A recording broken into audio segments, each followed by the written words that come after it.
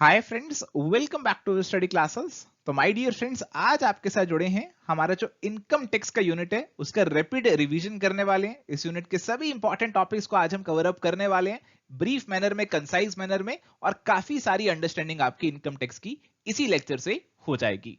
तो आइए अपने डिस्कशन को स्टार्ट करते हैं। तो अगर बात करें बेसिक कंसेप्ट्स की, देखिए अगर बेसिकली हम शुरुआत करें इनकम टैक्स की, तो शुरुआत होती है हमारे भारत के संविधान से। कोई भी कानून है हमारे देश में, उसकी शुरुआत कहीं ना कहीं हमारे कॉन्स्टिट्यूशन से ही हो रही है। हमारे कॉन्स्टिट्यूशन में माय डियर फ्रेंड्स तीन लिस्ट का जिक्र किया गया है: यूनियन, स्टेट और कॉन्करेंट। यूनियन लिस्ट में जो मुद्दे हैं उन पे कानून बनाने का हक हमारी सेंट्रल गवर्नमेंट, केंद्रीय सरकार को है, और जो स्टेट लिस्ट में है उन पे स्टेट गवर्नमेंट बनाएंगी कानून, और जो कॉन्करेंट में है उन पे दोनों बनाएंगी। यूनियन लिस्ट की अगर एंट्री 82 की बात करें हम, तो वहां पे पार्लियामेंट को पावर दी गई है कि वो इनकम पे टैक्स लगा सकती है, और इन्हीं पावर्स को यूज करते हुए हमारी पार्लियामेंट ने इनकम टैक्स एक्ट 1961 जो था वो पास किया था, जो कि 1 अप्रैल 1962 से इन फोर्स आ गया। हमारा जो इनकम टैक्स है वो एक डायरेक्ट टैक्स है। देखिए टैक्सेस दो प्रकार के होते हैं, एक है डायरेक्ट, एक है इनडायरेक्ट। डायरेक्ट टैक्स वो है कि जिसके ऊपर टैक्स लगाया गया उसे ही टैक्स देना पड़ेगा। जैसे इनकम टैक्स के अंदर अगर आपने इनकम कमाई, आप पे टैक्स लगा, आपको ही देना है। दूसरी तरफ होते हैं कुछ इनडायरेक्ट टैक्स, जैसे जीएसटी। जीएसटी लगा तो हमारे दुकानदार के ऊपर, पर दुकानदार ने बिल पे लगाकर हमसे ही उसे चार्ज कर लिया, तो इनडायरेक्टली हम पे बर्डन ट्रांसफर कर दिया गया। तो ये होते हैं इनडायरेक्ट टैक्सेस। तो इनकम टैक्स की अगर बात करें तो इनकम टैक्स एक्ट तो 1961 में आ गया था, बट हर साल इसमें कुछ फेरबदल आते रहते हैं। हमारा जो बजट आता है उसके अंदर काफी सारे चेंजेस अनाउंस किए जाते हैं, और उसी के अंदर हमारे टैक्स रेट्स भी स्पेसिफाई किए जाते हैं। तो वही चीज बताई गई कि हर साल हमारे जो फाइनेंस मिनिस्टर हैं वो हमारी बजट में फाइनेंस बिल इशू करते हैं, और उसी बिल के पहले शेड्यूल में, देखिए जो बिल है ये पास होके एक्ट बनता है, और इसी के पहले शेड्यूल में हमारे जो रेट्स ऑफ टैक्सेस हैं वो बताए जाते हैं।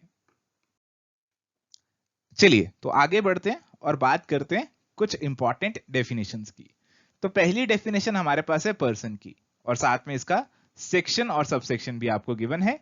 अगर आप याद कर सकते हैं तो आप डेफिनेटली माय डियर फ्रेंड्स इन सेक्शंस और सबसेक्शंस को भी याद कर लेना। आज के लेक्चर में कोई बहुत ज्यादा सेक्शंस नहीं होने वाले हैं, लिमिटेड होने वाले हैं। आप इन्हें नोट कर लीजिए कहीं और इन्हें याद करने की कोशिश कीजिएगा, क्योंकि कई बार मैच द फॉलोइंग सेक्शंस पे पूछ लिया जाता है। देखिए हमारा जो इनकम टैक्स है वो लोगों पे लगेगा, पर्सन्स पे लगेगा। तो कौन कौन से लोग यहाँ पे कवर होंगे? एक तरीके से सभी लोगों को कवर कर लिया। इंडिविजुअल, आप और मैं कवर हो जाएंगे। HUF, Hindu undivided family. Company, हमारी डोमेस्टिक कंपनी, फॉरेन कंपनी सभी कवर्ड है। हमारी पार्टनरशिप फर्म्स कवर्ड हैं। अगर फर्म के अलावा भी लोगों का कोई संगठन है, एसोसिएशन ऑफ पर्सन है, या फिर बॉडी ऑफ इंडिविजुअल है, वो भी कवर्ड है। हमारी जो लोकल अथॉरिटीज हैं, म्यूनिसिपैलिटीज वगैरह, वो भी कवर्ड हैं। और इसके अलावा भी कोई पर्सन आर्टिफिशियली क्रिएटेड है तो उसे भी यहां पे कवर अप कर दिया गया है। तो एक बहुत ही वाइड डेफिनेशन दे दी यहां पे पर्सन की। अगर बात करें असेसी की, असेसी देखिए हमारे पर्सन ही होने वाले हैं, और जिस पर्सन ने इनकम टैक्स कानून के अंदर कोई टैक्स देना है, या फिर उसके अगेंस्ट कोई कार्रवाई, कोई प्रोसीडिंग शुरू कर दी गई है, या फिर उसने इनकम टैक्स कानून के अंदर कोई डिफॉल्ट किए हैं, तो वो हमारे असेसी यहां पे बन जाते हैं। एक इंपॉर्टेंट कंसेप्ट होता है प्रीवियस ईयर का, और साथ ही साथ असेसमेंट ईयर का। देखिए जो हमारी इनकम कमाई जाती है वो प्रीवियस ईयर में कमाई जाती है, और उस पर जो टैक्स है वो असेसमेंट ईयर में दिया जाता है। जैसे माय डियर फ्रेंड्स, अगर मैं बात करूं फाइनेंशियल ईयर 2019-20 की, ये फाइनेंशियल ईयर हमारा 1 अप्रैल 2019 से शुरू हुआ और 31 मार्च 2020 तक चला। अब इस साल में आपने कुछ काम किया, आपने कुछ इनकम कमाई, और आप जो है इस पे टैक्स देंगे। तो ये जो साल है हम इसे प्रीवियस ईयर बोलेंगे, और अगले साल जब आप अपना टैक्स फाइल करेंगे हम उस साल को असेसमेंट ईयर बोलते हैं। तो प्रीवियस ईयर पिछला साल है और असेसमेंट ईयर उससे अगला साल है। और साथ ही यहाँ पे क्लेरिफाई किया गया एग्जम्पशन आपकी डिडक्शन से अलग है। अगर कोई इनकम एग्जम्प्ट है उसे इनकम में नहीं जोड़ते, अगर कोई डिडक्शन है तो पहले इनकम में जोड़ते हैं और फिर उसे बाद में डिडक्ट करते हैं। तो ये कुछ इंपॉर्टेंट डेफिनेशंस थी। तो जैसा कि माय डियर फ्रेंड्स आपको बता रहा था कि एक होता है प्रीवियस ईयर और उससे अगला साल होता है असेसमेंट ईयर, बट कुछ केसेस में हमारी सरकार ने प्रीवियस ईयर और असेसमेंट ईयर को एक ही कर दिया। कौन से केसेस हैं? Income of non resident from shipping, हमारे कोई नॉन रेजिडेंट है, उनकी कोई शिपिंग इनकम है, उसे यहां पे प्रीवियस ईयर में ही टैक्स कर दिया जाएगा। अब देखिए नॉन रेजिडेंट हैं, बाहर से आए हैं और यहां पे शिप लेकर आए और शिप लेके चले जाएंगे, हमारा टैक्स ऑफिसर कहां उन्हें पकड़ता रहेगा? तो कहा कि जिस साल आए हो उसी साल अपनी रिटर्न भरो और टैक्स जमा करवाओ, और उनके लिए हमने एक अलग से प्रिजम्पटिव रेट भी दिया कि अब 7.5% जो है, जो भी आपने भाड़ा चार्ज किया उसका टैक्स आप दे दो। इसके बाद अगर कोई पर्सन इंडिया परमानेंटली छोड़ के जा रहा है या फिर बहुत लंबे समय के लिए जा रहा है, तो ऐसे पर्सन को भी कहां पकड़ेगी सरकार? इसीलिए उससे भी तभी टैक्स वसूल लिया जाएगा, प्रीवियस ईयर ही असेसमेंट ईयर बन जाएगा। इसके अलावा कोई एसोसिएशन है लोगों की और वो बहुत ही छोटी ड्यूरेशन के लिए, बहुत ही कम ड्यूरेशन के लिए बनाई गई है, जब तक असेसमेंट ईयर आएगा तब तक बहुत देर हो जाएगी, तो उसलिए उसके लिए भी प्रीवियस ईयर को ही असेसमेंट ईयर बना दिया गया। अगर कोई पर्सन है जो कि अपने एसेट्स को छोड़ने की कोशिश कर रहा है, अपने एसेट्स को एलियनेट करने की कोशिश कर रहा है, क्योंकि अगर वो एसेट उसके पास रही तो उस पे उसे टैक्स देना पड़ सकता है, तो सरकार तेज है, सरकार ने कहा कि अगर आप ऐसी कोशिश कर रहे हो तो आपको पहले ही टैक्स देना पड़ेगा। Income of a discontinued business, देखिए जो बिजनेस बंद हो गया, अब अगर असेसमेंट ईयर की वेट करेंगे बहुत देर हो जाएगी, और इसीलिए उसके लिए भी प्रीवियस ईयर को ही असेसमेंट ईयर बना दिया गया। तो आप सरकार के नजरिए से सोचिए, आपको बहुत आसानी से चीजें समझ में आ जाएंगी। तो इनकम टैक्स के अंदर हमें बेसिकली अपना टैक्स निकालना होता है कि हमारी कितनी टैक्स लायबिलिटी है। तो टैक्स लायबिलिटी हम कैसे निकालते हैं? हम अपनी टोटल इनकम पे निकालते हैं, और टोटल इनकम निकालने के लिए क्या स्टेप्स हम फॉलो करते हैं? सबसे पहले हमें निकालना पड़ता है कि हम कौन सी कैटेगरी में आते हैं, क्या हम इंडिविजुअल हैं, क्या फर्म है, क्या कंपनी है, या फिर कुछ और है। फिर हम देखते हैं अपना रेजिडेंशियल स्टेटस कि हम क्या भारत के रेजिडेंट बनते हैं या फिर नहीं बनते। अगर बनते हैं तो अलग प्रोविजन है, नहीं बनते तो अलग प्रोविजन है। फिर हम प्रोविजंस के अकॉर्डिंग अपनी टोटल इनकम यहां पे निकालते हैं। हम देखते हैं कि हमने सैलरी कितनी कमाई, रेंट कितना कमाया, बिजनेस से कितना कमाया, इसके अलावा कोई लॉटरी लगी, कोई इंटरेस्ट मिला, सब चीजें हम यहाँ पे जोड़ लेते हैं और फिर फाइनली उस पर टैक्स हम यहाँ पे कंप्यूट करते हैं। और ये सारे जो प्रोविजन है इनसे रिलेटेड, ये हमारे इनकम टैक्स एक्ट में गिवन है, कुछ रूल्स में गिवन है, और साथ ही साथ जो हमारा बजट आता है फाइनेंस एक्ट उसमें गिवन है, और साथ ही साथ हमारा जो central board of direct taxes है वो भी कुछ नोटिफिकेशन, सर्कुलर, क्लैरिफिकेशन इशू करता है, और हमारे जो कोर्ट्स हैं, सुप्रीम कोर्ट, हाई कोर्ट, वो भी कुछ प्रोनाउंसमेंट करते हैं, कुछ ऑर्डर निकालते हैं, जिनको हमें फॉलो करके अपनी सारी कंप्यूटेशन यहां पे करनी होती है। तो माय डियर फ्रेंड्स, आपको बता रहा था कि हमें सबसे पहले तो ये डिटरमाइन करना है कि हम कौन सी कैटेगरी में आते हैं, हम कौन से कैटेगरी के पर्सन है, और फिर हमें अपना रेजिडेंशियल स्टेटस निकालना होता है। अब रेजिडेंशियल स्टेटस की बात करें तो उससे जुड़े प्रोविजन हमारे सेक्शन नंबर 6 में गिवन है, और रेजिडेंशियल स्टेटस निकाला जाता है on the basis of period of stay in India. अगर आप इंडिया में रहे तो आप इंडिया के रेजिडेंट हैं, अगर नहीं रहे तो इंडिया के रेजिडेंट नहीं है, सीधी सी बात है। सर इंडिया में कितने दिन रहे? तो कहा गया कि अगर आप इन दोनों में से कोई भी कंडीशन पूरी कर देते हैं तो आप रेजिडेंट बनेंगे। पहली है कि आप इंडिया में 182 डेज या उससे ज्यादा मौजूद थे, या फिर पिछले साल में आप इंडिया में 60 दिन या उससे ज्यादा मौजूद थे, और पिछले 4 सालों में आप इंडिया में 365 दिन या उससे ज्यादा मौजूद थे। इनमें से कोई भी कंडीशन पूरी कर दी तो आप हमारे इंडिया के रेजिडेंट बन जाएंगे। अगर दोनों ही पूरी नहीं की तो आप माय डियर फ्रेंड्स इंडिया के रेजिडेंट नहीं बनेंगे, आप नॉन रेजिडेंट बन जाएंगे। अब अगर एक बार रेजिडेंट बन गए, फिर हम यहां पे आगे चेक करेंगे कि क्या आप ऑर्डिनरी हैं, या फिर नॉट ऑर्डिनरी हैं। और साथ ही साथ यहाँ पे कुछ रिलैक्सेशन भी दी गई है। हमारा जो सेकंड पॉइंट था यहाँ पे, वो कुछ केसेस में एप्लीकेबल नहीं है। दो केसेस हैं जहां पे सेकंड पॉइंट एप्लीकेबल नहीं है। पहला केस वो है कि अगर कोई इंडिया का सिटीजन इंडिया छोड़ के जा रहा है बाहर एम्प्लॉयमेंट के लिए, या फिर वो इंडियन शिप का क्रू मेंबर बन के इंडिया को छोड़ रहा है, तो उसके लिए सेकंड पॉइंट एप्लीकेबल नहीं है। और साथ ही अगर कोई इंडिया का सिटीजन या फिर कोई पर्सन ऑफ इंडियन ओरिजिन जो कि इंडिया वापिस आ रहा है, उसके लिए भी सेकंड प्रोविजन एप्लीकेबल नहीं है। तो अगर वो इंडिया घूमने आ रहा है, comes on a visit to India, उसके लिए भी सेकंड वाला कंडीशन यहां पे एप्लीकेबल नहीं होगा, केवल पहला कंडीशन ही एप्लीकेबल होगा। चलिए तो अब बात करते हैं बजट 2020 एंड रेजिडेंशियल स्टेटस की। तो हमारा जो बजट 2020 है वो हमारा रेजिडेंशियल स्टेटस के प्रोविजंस में कुछ चेंज लेकर आया। तो जैसा कि ऑलरेडी हमने आपको बताया कि अगर कोई इंडियन सिटीजन है या फिर पर्सन ऑफ इंडियन ओरिजिन है, वो इंडिया का रेजिडेंट तभी बनेगा अगर वो इंडिया में 182 डेज से ज्यादा रुका हो। 60 डेज वाला पॉइंट उसके केस में अप्लाई नहीं करता। तो यहां पे इस रिलैक्सेशन को हमारे इंडियन सिटीजन और पर्संस ऑफ इंडियन ओरिजिन ने बहुत ज्यादा एक्सप्लॉइट किया। वो ज्यादा ड्यूरेशन के लिए इंडिया में रहते थे, अराउंड 180 डेज के लिए इंडिया में रहते थे, बट फिर भी वो इंडिया में रेजिडेंट नहीं माने जाते थे।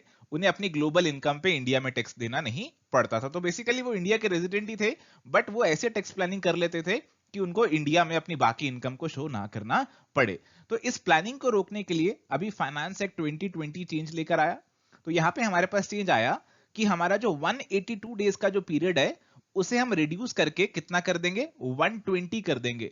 किन के लिए?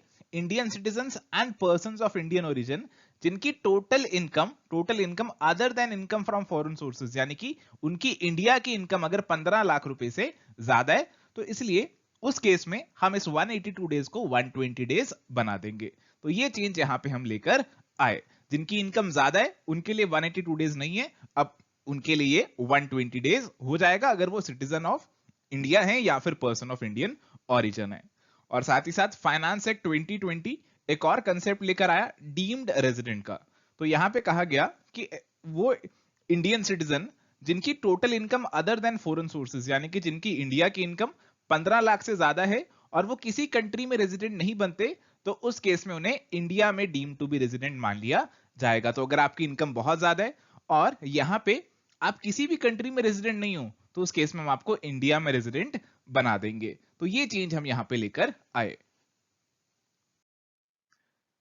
तो माय डियर फ्रेंड्स, आपके साथ डिस्कस किया कि किन कंडीशनों को फुलफिल करके आप इंडिया के रेजिडेंट बन जाएंगे, और अगर आप उन कंडीशंस को फुलफिल नहीं करते, दोनों में से एक भी कंडीशन पूरी नहीं करते, तो आप नॉन रेजिडेंट बन जाएंगे। एक बार आप रेजिडेंट बन गए, उसके बाद हमें यह देखना होता है कि क्या आप आम तौर पे ऑर्डिनरीली इंडिया के रेजिडेंट हैं या फिर नहीं है। अगर आप इन दो कंडीशनों को फुलफिल करते हैं तो हम मानेंगे कि आप ऑर्डिनरी रेजिडेंट हैं इंडिया के और आपको ज्यादा इनकम्स पे टैक्स देना पड़ेगा। अगर आप इनमें से एक भी कंडीशन को पूरा नहीं करते, एक भी कंडीशन यहां पे पिट गई, तो आप यहां पे नॉट ऑर्डिनरली रेजिडेंट बन जाएंगे। तो इन दो कंडीशनों की बात करें, पहली कंडीशन है कि आप रेजिडेंट तो बन गए, अब आप पिछले 10 सालों में से कम 2 साल इंडिया के रेजिडेंट रहे हों। और दूसरी कंडीशन है कि पिछले 7 सालों में आप कम से कम 730 दिन भारत में रहे हों। अगर आप इन दोनों कंडीशनों को एक साथ पूरा कर देते हैं तो आप ऑर्डिनरी रेजिडेंट, आम तौर पे रेजिडेंट बन जाएंगे, और इस केस में आपको सभी इनकम्स पे टैक्स देना पड़ जाएगा, चाहे बाहर की इनकम भी हो। तो ये तो रही इंडिविजुअल्स की बात। अगर बात करें अदर देन इंडिविजुअल की, यानी कि अगर हमारी फर्म है या फिर एचयूएफ है, उसके केस में बताया गया हम रेजिडेंट तभी माने जाएंगे जब हमारा कंट्रोल एंड मैनेजमेंट, देखिए जो हम काम कर रहे हैं उसका कंट्रोल और मैनेजमेंट अगर पूरा का पूरा या फिर कुछ हद तक भारत में है, इंडिया में है, तो वो इंडिया के रेजिडेंट बन जाएंगे। यानी कि नॉन रेजिडेंट तो तभी बनेंगे अगर उनका सारा का सारा कंट्रोल इंडिया से बाहर है। और एचयूएफ के केस में फर्दर हम ये भी देखते हैं, ऑर्डिनरी है या फिर नॉट ऑर्डिनरी रेजिडेंट है, और उस केस में हम कर्ता पे ये दोनों ऊपर वाली कंडीशन लगा के देखते हैं। अगर बात करें हमारी कंपनी की, अगर इंडियन कंपनी है, भारत में बनी है, तो इंडिया में ही रेजिडेंट मानी जाएगी। अगर इंडियन कंपनी नहीं है, इंडिया में नहीं बनी, तो तभी इंडिया में रेजिडेंट मानी जाएगी जब उसका place of effective management, POEM, place of effective management जो है अगर इंडिया में होगा। तो यहां पे भी मैनेजमेंट की बात की गई। तो my dear friends, residential status निकालना इसलिए जरूरी था क्योंकि ये डिटरमाइन करेगा कि हमारी कौन सी इनकम पे टैक्स लगेगा। तो अगर हम ऑर्डिनरली रेजिडेंट हैं, ROR की कैटेगरी में आते हैं, तो हमारी सभी इनकम पे टैक्स लगने वाला है, चाहे इंडिया में रिसीव हुई, इंडिया में एक्रू अराइज हुई, चाहे बाहर एक्रू अराइज हुई, हमारी सभी इनकम पे टैक्स लगने वाला है।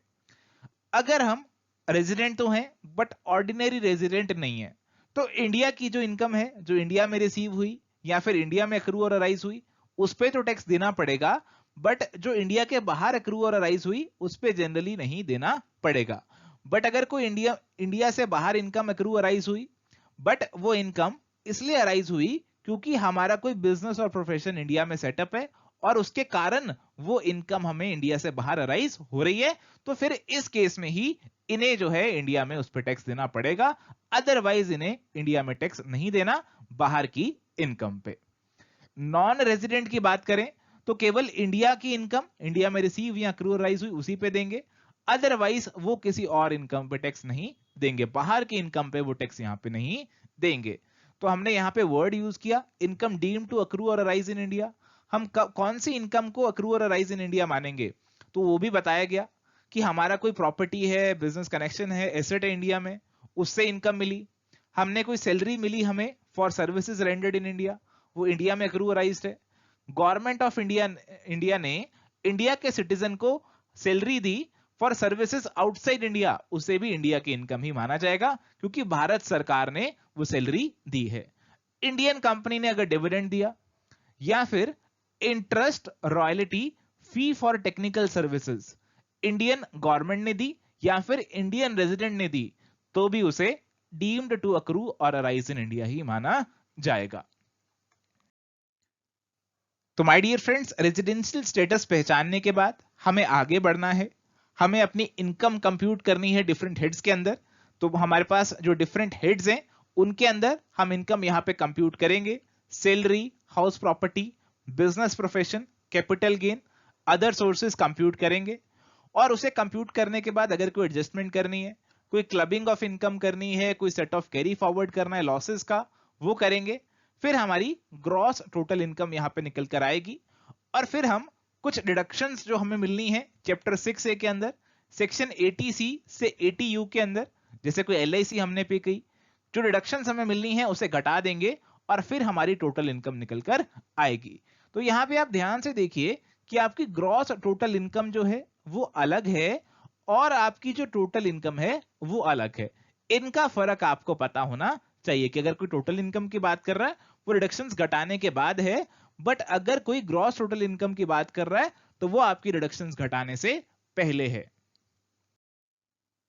अगर कंसेप्ट ऑफ टोटल इनकम की बात करें तो उसके बारे में कुछ क्लेरिफिकेशंस भी दी गई कि इनकम कैश और काइंड दोनों में रिसीव हो सकती है, रिसीट बेसिस और एक्रूवल बेसिस दोनों पे हो सकती है, और हो सकता है आपकी इनकम इलीगल सोर्सेज से हो, स्मगलिंग से हो, तो भी टैक्स तो देना ही पड़ेगा, टेम्परेरी हो, परमानेंट हो, एक साथ मिली हो या इंस्टॉलमेंट में मिली हो, आपको टैक्स तो देना ही पड़ेगा। बट साथ ही साथ यहां पे इनकम को रेवेन्यू और कैपिटल नेचर में डिस्टिंक्शन करी गई। कहा गया रेवेन्यू नेचर की अगर कोई रिसीट है उस पर तो टैक्स देना ही पड़ेगा, बट अगर कैपिटल नेचर की रिसीट है तो अगर तो स्पेसिफिकली इंक्लूड किया गया है इनकम के डेफिनेशन पे, जैसे अगर इंश्योरेंस क्लेम मिला किसी कैपिटल एसेट के लॉस पे, उसे इंक्लूड किया गया तो देना पड़ेगा, अदरवाइज आप कैपिटल रिसीट्स पे जनरली टैक्स नहीं देंगे। चलिए जी, तो यहां पे माय डियर फ्रेंड्स हमने सारी इनकम्स अपनी जोड़ ली, टोटल इनकम निकाल ली। अब उस टोटल इनकम पे हमें टैक्स लगाना है। टैक्स किन रेट्स पे लगाना है वो भी यहां पे आपको जानना जरूरी है। कुछ स्पेशल इनकम है उन पे स्पेशल रेट से टैक्स लगता है और बाकी जो इनकम बचेगी उस पे स्लैब रेट के हिसाब से टैक्स लगेगा। जो टैक्स लग गया उस पे आपका फर्दर सरचार्ज भी लगेगा। और माय डियर फ्रेंड्स, जो टैक्स और सरचार्ज जोड़ के अमाउंट आएगा उसके ऊपर आपका 4% यहां पे सेस लगेगा। पहले 3% हुआ करता था, बट अब 1% हेल्थ सेस भी लगा दिया और 4% सेस लगेगा। और आपकी फिर टैक्स लायबिलिटी निकलेगी और उसमें हो सकता है कोई इंटरेस्ट भी जुड़ जाए। आपकी नेट टैक्स लायबिलिटी आ गई और उसमें से आप घटा देंगे अपना TDS, advance tax, self assessment tax या फिर कोई डबल टैक्सेशन रिलीफ है, और फिर फाइनली आपकी नेट पेबल या फिर रिफंडेबल निकल कर आएगा। सो प्यारे दोस्तों, आज से कुछ साल पहले तक तो नॉर्मल स्लैब रेट दे दिए जाते थे और उसके बेसिस पे टैक्स कंप्यूट हो जाता था। सरकार ने चाहा कि हमारे जो टैक्स लॉज हैं उनको आसान बनाया जाए, डिडक्शन वगैरह को खत्म किया जाए और वैसे ही आपके जो टैक्स के रेट है वो कम कर दिए जाएं। और इस कोशिश में सरकार एक न्यू टैक्स रिजीम लेकर आई। बट देखिए, सरकार तो न्यू टैक्स रिजीम ले आई बट पुरानी वाली खत्म नहीं की गई। और समस्या आ गई हमारे जैसे स्टूडेंट्स के ऊपर, टीचर्स के ऊपर कि अब ये दोनों रिजीम पढ़नी पड़ती है। पुरानी वाली रिजीम, पुरानी रिडक्शन सब पढ़ना पड़ता है। नई वाली रिजीम, उसके स्लैब रेट, उसके अंदर टैक्स की कंपटीशन, उसके जो कंडीशंस है वो भी पढ़ने पड़ जाते हैं। तो हमारे लिए तो थोड़ी सी समस्या बढ़ी गई, बट कोई बात नहीं, हम इसे अच्छे से कवर अप करेंगे, अच्छे से पढ़ेंगे, आपको अच्छे से सारी चीजें समझा देंगे।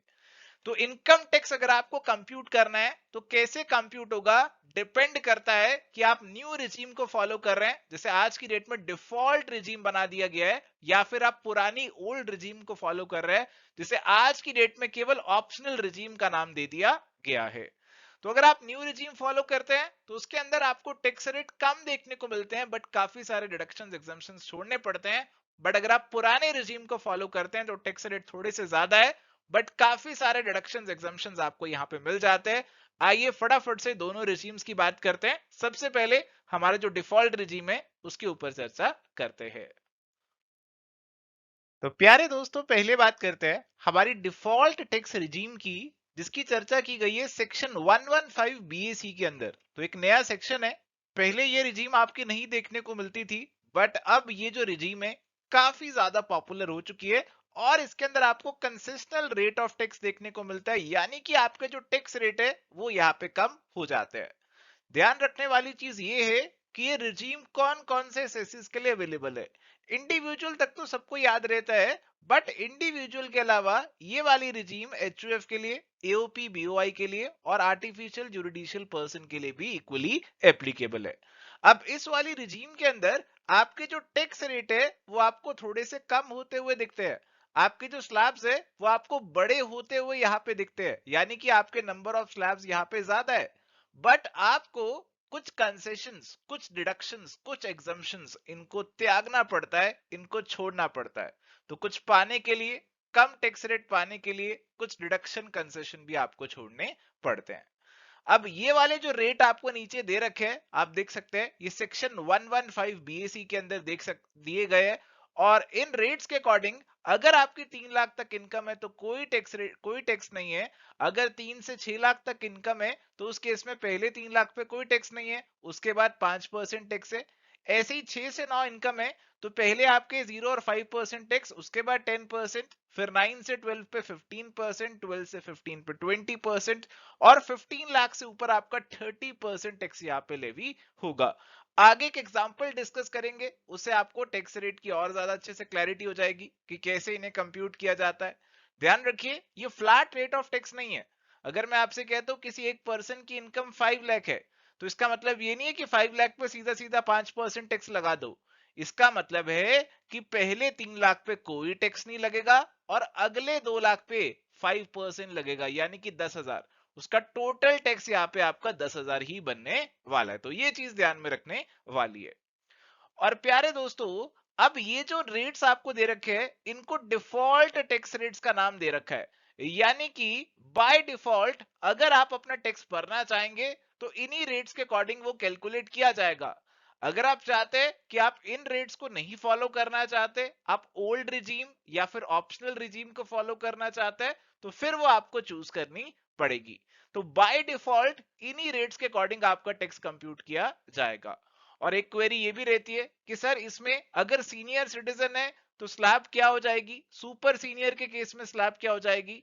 तो ध्यान रखिए कि ये वाले जो स्लैब्स है ये सभी के लिए सेम है, चाहे आप आप सीनियर सिटीजन है, चाहे आप सुपर सीनियर सिटीजन है, चाहे आप नॉर्मल इंडिविजुअल है, सभी के लिए ये वाले जो स्लैब्स है वो बिल्कुल सेम है। इसमें अलग अलग स्लैब रेट अपने को देखने को नहीं मिलते। तो प्यारे दोस्तों, जैसा आपको बता रहा था कि कुछ पाने के लिए कुछ खोना भी पड़ता है। तो अगर आपको ये वाले टैक्स रेट चाहिए, ये वाले कम टैक्स रेट आपको चाहिए, तो आपको कुछ डिडक्शंस, कुछ एग्जम्पशंस को छोड़ना पड़ेगा। और वो कौन सी डिडक्शंस है जिनको आपको छोड़ना पड़ेगा वो आप यहाँ पे देख सकते हैं। तो चैप्टर 6A सेक्शन 80C से 80U की डिडक्शंस की जब चर्चा करते हैं तो वो सारी डिडक्शंस आपको नहीं मिलने वाली, एक्सेप्ट इक्की दुक्की आपको डिडक्शन मिल जाती है, जैसे एनपीएस की 80CCD2 के अंदर। और यहाँ पे 80JJA के अंदर आपके एम्प्लॉइज की जो न्यू एम्प्लॉयमेंट है उसके ऊपर डिडक्शन मिलती है। तो केवल कुछ इक्की दुक्की आपको डिडक्शन मिल रही है, मेजॉरिटी ऑफ द डिडक्शंस आपको नहीं मिलेंगी, 80C आपको यहाँ पे नहीं मिलेगा। इसके अलावा सेक्शन 10 के अंदर काफी सारे एग्जम्पशंस हैं, जैसे लीव ट्रेवल अलाउंस है, एचआरए है, माइनर चाइल्ड की एग्जम्पशन मिलती है, बहुत सारी एग्जम्पशंस मिलती हैं। वो सारी एग्जम्पशंस भी अब आपको नहीं मिलने वाली है, आपको कोई एग्जम्पशन नहीं मिलेगी। सैलरी इनकम है, आप एलटीए एचआरए इनका फायदा उठाना चाहते हैं तो वो इस वाली रिजीम में नहीं मिलेगा, उसके लिए आपको पुरानी वाली जो ऑप्शनल टैक्स रिजीम है उसमें जाना पड़ेगा। बट हाँ, ट्रांसपोर्ट अलाउंस को रखा गया है केवल उनके लिए जो कि स्पेशली एबल्ड है, यानी कि डिसेबल्ड है, और उनके लिए यहाँ पे ट्रांसपोर्ट अलाउंस के प्रोविजन रखे गए, बाकियों के लिए नहीं रखे गए। इसके अलावा स्टैंडर्ड डिडक्शन आपको नहीं मिलती थी, बट अब स्टैंडर्ड डिडक्शन आपको न्यू रिजीम में, डिफॉल्ट टैक्स रिजीम में भी मिल जाती है। ऐसा ये चेंज जो है असेसमेंट ईयर 2024-25 से लेकर आ चुके हैं। इसके अलावा प्रोफेशनल टैक्स की डिडक्शन आपको नहीं मिलेगी न्यू रिजीम के अंदर। और इसके अलावा अगर आप हाउसिंग लोन का इंटरेस्ट पे कर रहे हैं, सेल्फ ऑक्यूपाइड प्रॉपर्टी है उस पे हाउसिंग लोन का इंटरेस्ट है, तो उसकी भी आपको यहाँ पे एग्जम्पशन डिडक्शन नहीं मिलने वाली है।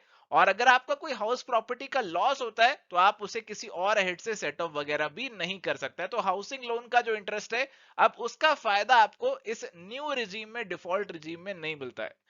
इसके अलावा अगर आपकी बिजनेस इनकम है तो काफी सारे आपको रिडक्शंस वगैरह जो मिलते थे उन पे भी कंट्रोल लगा रखा है, आपको वो रिडक्शंस बेनिफिट्स भी यहाँ पे नहीं मिलने वाली है अपने बिजनेस इनकम के अगेंस्ट।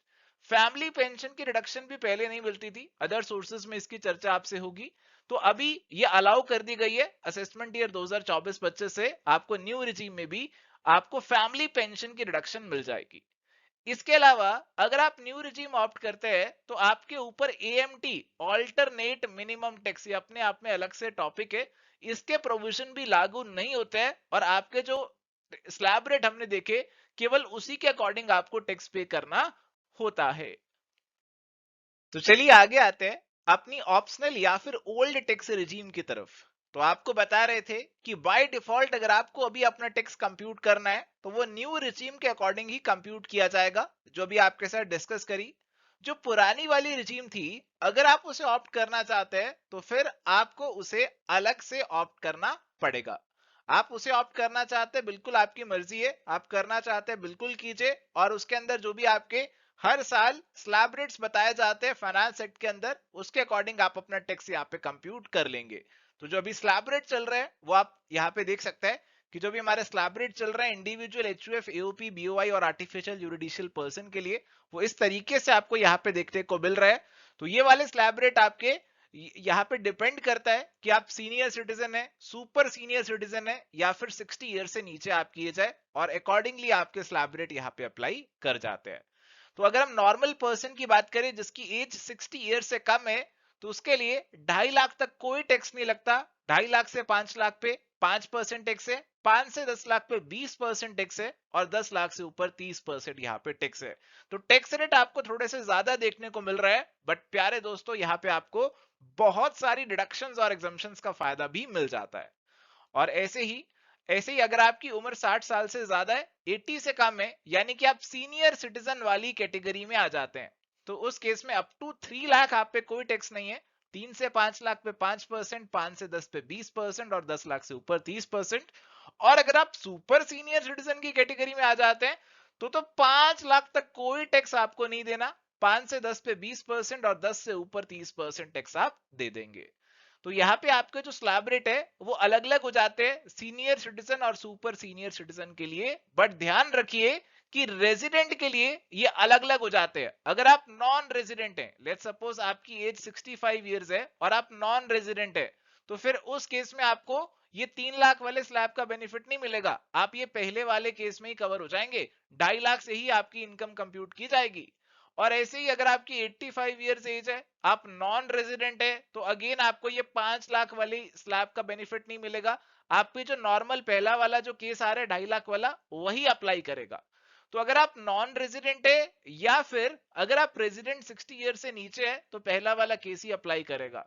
जो एक्स्ट्रा वाला जो बेनिफिट आपको मिलता है 3 लाख और 5 लाख वाला, वो केवल रेजिडेंट सीनियर सिटीजन और रेजिडेंट सुपर सीनियर सिटीजन को ही मिलता है, ये नॉन रेजिडेंट को नहीं मिलता है। इसके अलावा ये जो 2.5 लाख 3 लाख और 5 लाख है, इनको प्यारे दोस्तों एक और नाम से भी बुलाया जाता है, ये है जी बेसिक एग्जम्पशन लिमिट। इसे बेसिक एग्जम्पशन लिमिट भी कहा जाता है कि ये एग्जम्पशन की लिमिट है, यहां तक आपकी इनकम है तो कोई टैक्स आप पे नहीं लगेगा। और इसे maximum amount not chargeable to tax भी बोला जाता है कि ये वो मैक्सिमम रकम है, ये वो मैक्सिमम अमाउंट है, अगर यहां तक आपकी इनकम है तो कोई टैक्स आप पे लेवी नहीं किया जाएगा। तो ये थी बात आपकी ऑप्शनल या फिर ओल्ड टैक्स रिजीम की। तो प्यारे दोस्तों, अभी तक हमने चर्चा करी अपनी डिफॉल्ट टैक्स रिजीम की भी, जिसे न्यू टैक्स रिजीम बोला जाता है, और अपनी ओल्ड पुरानी ऑप्शनल टैक्स रिजीम की भी चर्चा आपके साथ करी है। अब कौन सी रिजीम अच्छी या कौन सी बुरी ये कहना बहुत मुश्किल है, और ये चीज पर्सन टू पर्सन वेरी करेगी। हमारे जो इंडिविजुअल एचयूएफ, एओपी, बीओआई और आर्टिफिशियल जुडिशियल पर्सन है, उनके पास ये चॉइस है कि कौन सी रिजीम वो फॉलो करना चाहते हैं। क्या वो डिफॉल्ट टैक्स रिजीम 115 बीएसी वाली फॉलो करना चाहते हैं, या फिर पुरानी जो हमारी रिजीम चल रही थी जिसे अब ऑप्शनल रिजीम का नाम दे दिया गया है, क्या वो उसे फॉलो करना चाहते हैं। तो उनके पास ये चॉइस है। तो ऐसे लोग देख सकते हैं कि कौन सी रिजीम में टैक्स कम आ रहा है और उसको यहाँ पे ऑप्ट कर सकते हैं। बट यहाँ पे कैच है, यहाँ पे पॉइंट है जिसे ध्यान में रखना बहुत जरूरी है। देखो, अगर तो आपकी कोई बिजनेस और प्रोफेशन की इनकम नहीं है, अगर आपकी कोई भी पीजीबीपी की इनकम नहीं है, तो उस केस में आपके लिए कहानी बहुत ही सिंपल है। आप हर साल जिस रिजीम में कम टैक्स बन रहा है उसे फॉलो कर सकते हैं। आप एक साल डिफॉल्ट रिजीम फॉलो करो, एक साल ऑप्शनल फॉलो करो, ओल्ड न्यू खेलते जाओ, सरकार को कोई दिक्कत नहीं है। आप जब मर्जी जौन सी रिजीम फॉलो कर सकते हो। बट अगर आपकी बिजनेस और प्रोफेशन इनकम है, अगर आपकी पीजीबीपी की इनकम है, तो सरकार को दिक्कत है। तब सरकार नहीं चाहती कि आप खेल खेलें, सरकार तब नहीं चाहती कि आप अपनी बिजनेस इनकम को मैनिपुलेट करें। तो सरकार ने कहा कि आप डिफॉल्ट टैक्स रिजीम के अकॉर्डिंग टैक्स दे रहे होंगे, आप इस डिफॉल्ट रिजीम से बाहर आना चाहते हैं, आप आके ओल्ड रिजीम या फिर ऑप्शनल रिजीम को फॉलो कर सकते हैं। बट ओल्ड रिजीम को आप एक बार ही छोड़ सकते हैं, केवल उसे एक बार ही अपनी लाइफ टाइम में विड्रॉ कर सकते हैं। बार बार ओल्ड न्यू आप नहीं खेल सकते हैं। आपने ओल्ड रिजीम में आना है, आप आओ, बट उसे एक बार से ज्यादा छोड़ के आप न्यू रिजीम में नहीं जा सकते हैं। आप पे यहाँ पर रिस्ट्रिक्शन लगा दी गई है। अगर आपको एक बार से ज्यादा ओल्ड रिजीम को छोड़ना है तो तभी पॉसिबल है जब आप अपना बिजनेस बंद करोगे, आपकी बिजनेस प्रोफेशन की इनकम खत्म हो जाएगी, तभी आप वो खेल खेल सकते हो ओल्ड न्यू वाला जैसे कि बाकी एसएससी खेल रहे हैं। जब तक आपकी बिजनेस इनकम है तो केवल एक बार आपको ऑप्शन दिया गया कि आप पुरानी रिजीम छोड़ के दोबारा से नई में आ सकते हो, बट उसके बाद ये ऑप्शन आपको नहीं दिया गया। उसके बाद आपकी जो रिजीम चल रही है फिर आपको वही फॉलो करनी पड़ेगी, दोबारा से आप ओल्ड न्यू वाला खेल नहीं खेल पाओगे। तो रिस्ट्रिक्शन के बारे में भी जानकारी आपको होनी चाहिए। अब आते हैं प्यारे दोस्तों सरचार्ज के ऊपर। तो अभी तक हमने इनकम टैक्स देखा कैसे कंप्यूट करते हैं, हमारी जो स्लैब रेट्स थी उसके अकॉर्डिंग कर लेते हैं। तो हमने अपनी स्लैब रेट्स के अकॉर्डिंग इनकम टैक्स कंप्यूट कर लिया। जैसे हमारा लेट्स सपोज इनकम टैक्स 1,80,000 निकल कर आया। अब इस इनकम टैक्स के ऊपर एक और चीज ऐड हो जाती है विच इज सरचार्ज। ये सरचार्ज हर केस में अप्लाई नहीं होता, ये सरचार्ज केवल बड़े बड़े जो हाई इनकम इंडिविजुअल्स हैं उन्हीं के केस में अप्लाई होता है, जिसकी इनकम करोड़ों में है। जनरली उन्हीं केसेस में ही अप्लाई होता है। जिसकी 1,80,000 टैक्स बन रहा होगा उसकी इनकम तो करोड़ों में नहीं होगी, उस पर सरचार्ज तो नहीं लगेगा। बट जिसकी बहुत ज्यादा वाली इनकम होगी उस पर यह सरचार्ज भी लेवी हो जाएगा। सरचार्ज किस पे लेवी होता है? सरचार्ज इनकम टैक्स पे लेवी होता है। तो ध्यान रखिए, जो सरचार्ज का रेट होगा, let's suppose 10% rate of surcharge है, तो ये 10% किसका करना है? 10% को किससे मल्टीप्लाई करना है? इनकम से करना है या इनकम टैक्स से करना है? तो ध्यान रखिए, आपको ये इनकम टैक्स से मल्टीप्लाई करना है, ना कि इनकम से। ये वाली चीज को लेकर काफी कंफ्यूजन रहती है, तो इस चीज को ध्यान में रखिए कि surcharge is a rate, a percentage rate which is applied on the income tax and not your income. चलिए, तो सरचार्ज के रेट के ऊपर आ जाते हैं कि सरचार्ज के क्या क्या रेट है। तो ये रेट आपके अलग अलग असेसिस के लिए अलग हो सकते हैं। यहाँ पे जो आपके रेट है वो इंडिविजुअल, एचयूएफ, एओपी, बीओआई और आर्टिफिशियल यूरिडिशियल पर्सन के लिए दे रखे हैं। तो आप देख सकते हैं कि जिसकी इनकम 50 लाख से ऊपर है उसका रेट है 10%। जिसकी इनकम 1 करोड़ से ऊपर है उसका रेट बढ़ गया 15% हो गया। 2 करोड़ से ऊपर जिसकी इनकम है उसका रेट 25%। 5 करोड़ से ऊपर जिसकी इनकम है उसका सरचार्ज का रेट 37%, 37% हो जाता है। और यहां पे एक रिलैक्सेशन दी गई कि 37% वाला सरचार्ज नहीं लगेगा अगर आप जो है डिफॉल्ट या फिर न्यू टैक्स रिजीम को फॉलो करते हैं। तो बजट 2023 के अंदर ये चेंज लाए। उन्होंने कहा कि 37% वाला सरचार्ज अप्लाई नहीं करेगा, वो 25% वाला ही अप्लाई करेगा अगर आप डिफॉल्ट या फिर न्यू टैक्स रिजीम को फॉलो कर रहे हैं। तो अगेन सरकार चाहती है कि ज्यादा से ज्यादा लोग जो है वो न्यू रिजीम में, डिफॉल्ट रिजीम में ही आ जाए और पुरानी वाली रिजीम धीरे धीरे खत्म ही हो जाए। इसके अलावा यह भी बताया गया कि सरचार्ज रेट आपके 25% और 37% वाले अप्लाई नहीं करेंगे अगर आपकी जो इनकम है वो शॉर्ट टर्म कैपिटल गेन है, सेक्शन 111A वाला, आप शेयर्स बेचते हैं एसटीटी पे करके। लॉन्ग टर्म कैपिटल गेन है 112A वाला, शेयर्स बेचते हैं एसटीटी पे करके और लॉन्ग टर्म गेन है। 115AD ये आपका फॉरेन इंस्टीट्यूशनल इन्वेस्टर्स के लिए। तो इन केसेस में आपके 25% और 37% वाले रेट नहीं लगेंगे, 15% सरचार्ज ही लगेगा, चाहे कितनी भी इनकम हो, कितने भी करोड़ों में इनकम हो, 25% और 37% वाला रेट नहीं लगेगा। और ऐसे ही आपकी डिविडेंड इनकम और आपका 112 वाला कैपिटल गेन, यानी कि जो नॉर्मल आपका लॉन्ग टर्म कैपिटल गेन होता है, उस पे भी 15% ही सरचार्ज लगेगा, इससे ऊपर सरचार्ज नहीं लगेगा। तो कैपिटल गेन की अगर मैं बात करूं तो वहां पे कुछ इंस्टांसेस में और साथ ही डिविडेंड इनकम के केस में बताया गया कि सरचार्ज का रेट 15% से ऊपर नहीं जाएगा। ये चीज भी आपको ध्यान में रखनी है। तो नॉर्मल रेट तो यहां पे दे दिए इन्होंने, और साथ ही कहा कि न्यू रिजीम में 37% वाला रेट नहीं लगेगा। और साथ ही अगर आपकी 111A, 112A, 112 डिविडेंड इनकम, ये सब इनकम्स हैं, तो उस केस में 15% का ही सरचार्ज लगेगा, चाहे आपकी इनकम कितनी भी हो, कितने भी करोड़ों में हो। तो चलिए प्यारे दोस्तों, अब आगे बढ़ते हैं और बात करते हैं एक और इंपॉर्टेंट टॉपिक की, which is rebate under section 87A। तो कहा गया कि जो भी आपके इंडिविजुअल टैक्स पेयर है, ध्यान दीजिएगा इस बात पे, जो भी आपके इंडिविजुअल टैक्स पेयर है, यानी कि केवल इंडिविजुअल असेसिस के लिए रिबेट अवेलेबल है और किसी असेसी के लिए रिबेट अवेलेबल नहीं है। और साथ ही वो इंडिविजुअल रेजिडेंट इन इंडिया होना चाहिए, यानी कि नॉन रेजिडेंट के लिए भी अवेलेबल नहीं है।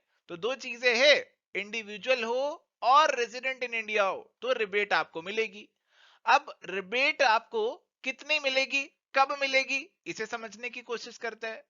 तो ये रिबेट का अमाउंट अलग अलग हो जाता है डिपेंडिंग अपॉन कि आप न्यू रिजीम या फिर डिफॉल्ट रिजीम की बात कर रहे हैं या फिर पुरानी रिजीम, ऑप्शनल रिजीम की बात कर रहे हैं। तो न्यू रिजीम के अंदर तो ये रिबेट आपको मिलती है अगर आपकी इनकम 7 लाख तक है, तो आपको कोई टैक्स पे करने की जरूरत नहीं है। 7 लाख तक अगर आपकी इनकम है तो जितना भी टैक्स आपका बन रहा होगा उसकी सारी की सारी आपको रिबेट मिल जाएगी। तो जैसे लेट सपोज एक असेसी है जिनकी इनकम 7 लाख है, तो आइए उनकी रिबेट कंप्यूट करें। तो 3 लाख तक उनका बेसिक टैक्स नहीं था, 3 से 6 पे 5% टैक्स है, और 6 से 7 की जो 1 लाख कमाई है उस पे 10% यानी कि 10,000 टैक्स है। टोटल टैक्स उनका 25,000 बना और 25,000 की रिबेट उन्हें मिल जाएगी, नेट टैक्स लायबिलिटी उनकी जीरो बन जाएगी। तो ध्यान रखिए कि जो रिबेट है आपको तभी मिल रही है जब आपकी इनकम 7 लाख से ज्यादा नहीं है। अगर लेट सपोज आपकी इनकम 10 लाख है तो फिर आप स्टार्टिंग से अपने टैक्स कंप्यूट करेंगे, 3 से 6, 6 से 9 पूरा कंप्यूट होगा। बट अगर अगर आपकी जो इनकम है वो 7 लाख से नीचे है, 6 लाख है, 6.5 लाख है, 7 लाख है, तो फिर उस केस में पूरा का पूरा टैक्स जो आपको बन रहा होगा सारा का सारा माफ हो जाएगा, पूरी की पूरी रिबेट आपको मिल जाएगी और कोई टैक्स आपको पे करने की जरूरत नहीं रहेगी। तो बहुत ही अच्छा प्रोविजन है, 7 लाख तक कोई टैक्स आपको नहीं देना आपकी न्यू रिजीम या फिर डिफॉल्ट रिजीम के अंदर। अगर आप ओल्ड रिजीम को फॉलो करते हैं, आपकी जो ऑप्शनल रिजीम है उसको फॉलो करते हैं, तो फिर ये 7 लाख से घटकर अमाउंट आपका 5 लाख हो जाता है। तो अगर आपकी 5 लाख तक की इनकम है तो नॉर्मली आपका जो टैक्स इस पे बनता वो 12,500 बनता एक नॉर्मल इंडिविजुअल के केस में। पूरे 12,500 की आपको रिबेट मिल जाएगी और आपका जो टैक्स है वो यहाँ पे जीरो हो जाएगा। तो ध्यान रखिए, new regime, default regime, 7 lakh तक आपकी जो इनकम है पूरा का पूरा टैक्स माफ, पूरी की पूरी रिबेट मिल जाएगी। और अगर हम ऑप्शनल या ओल्ड रिजीम की बात करें तो 5 लाख तक ही आपको रिबेट का फायदा मिलता है। और कुछ हमारे स्पेशल रेट भी हैं, जैसे हमारा लॉन्ग टर्म कैपिटल गेन है उस पर 20% टैक्स लगता है। बट अगर हमारा लॉन्ग टर्म कैपिटल गेन कुछ ऐसा है जो कि हमने कोई equity shares, long term equity shares हमने सेल किए थे, अगर ऐसा कोई गेन है, देखिए पहले तो 1038 के अंदर वो एग्जेम्प्ट हो जाता था, बट अगर अब वो 1 लाख रुपए से ज्यादा है तो हमें उस पर 10% कैपिटल गेन देना पड़ता है, 10% कैपिटल गेन टैक्स देना पड़ता है। अगर हमारा कोई शॉर्ट टर्म कैपिटल गेन है जो कि सेक्शन 111 ए में कवर हो रहा है, यानी कि हमने कोई इक्विटी शेयर्स ट्रांसफर किए जिस पे हमने सिक्योरिटी ट्रांजैक्शन टैक्स भी दे दिया, तो उस पे 15% टैक्स हमारा यहां पे लगेगा। हमारी जो भी कैजुअल इनकम है जैसे लॉटरी की, गैम्बलिंग की, बेटिंग की, उस पे फ्लैट 30% का रेट हमें टैक्स देना पड़ेगा। डिविडेंड इनकम पहले एग्जाम्प्ट हुआ करती थी, बट अब कहा गया कि अगर 10 लाख से ज्यादा की डिविडेंड इनकम है तो उस पे आपको 10% टैक्स देना है। अगर कोई अनएक्सप्लेन्ड मनी हमारे पास मिली है, इन्वेस्टमेंट मिली है, कोई अनएक्सप्लेन्ड खर्चा है, तो माय डियर फ्रेंड्स हमें उस पर 60% तक भी टैक्स देना पड़ेगा। तो ऐसी बातें हमारी कुछ स्पेशल रेट्स के अंदर कही गई हैं। चलिए तो बात करते हैं taxation on dividend as per the provisions of budget 2020।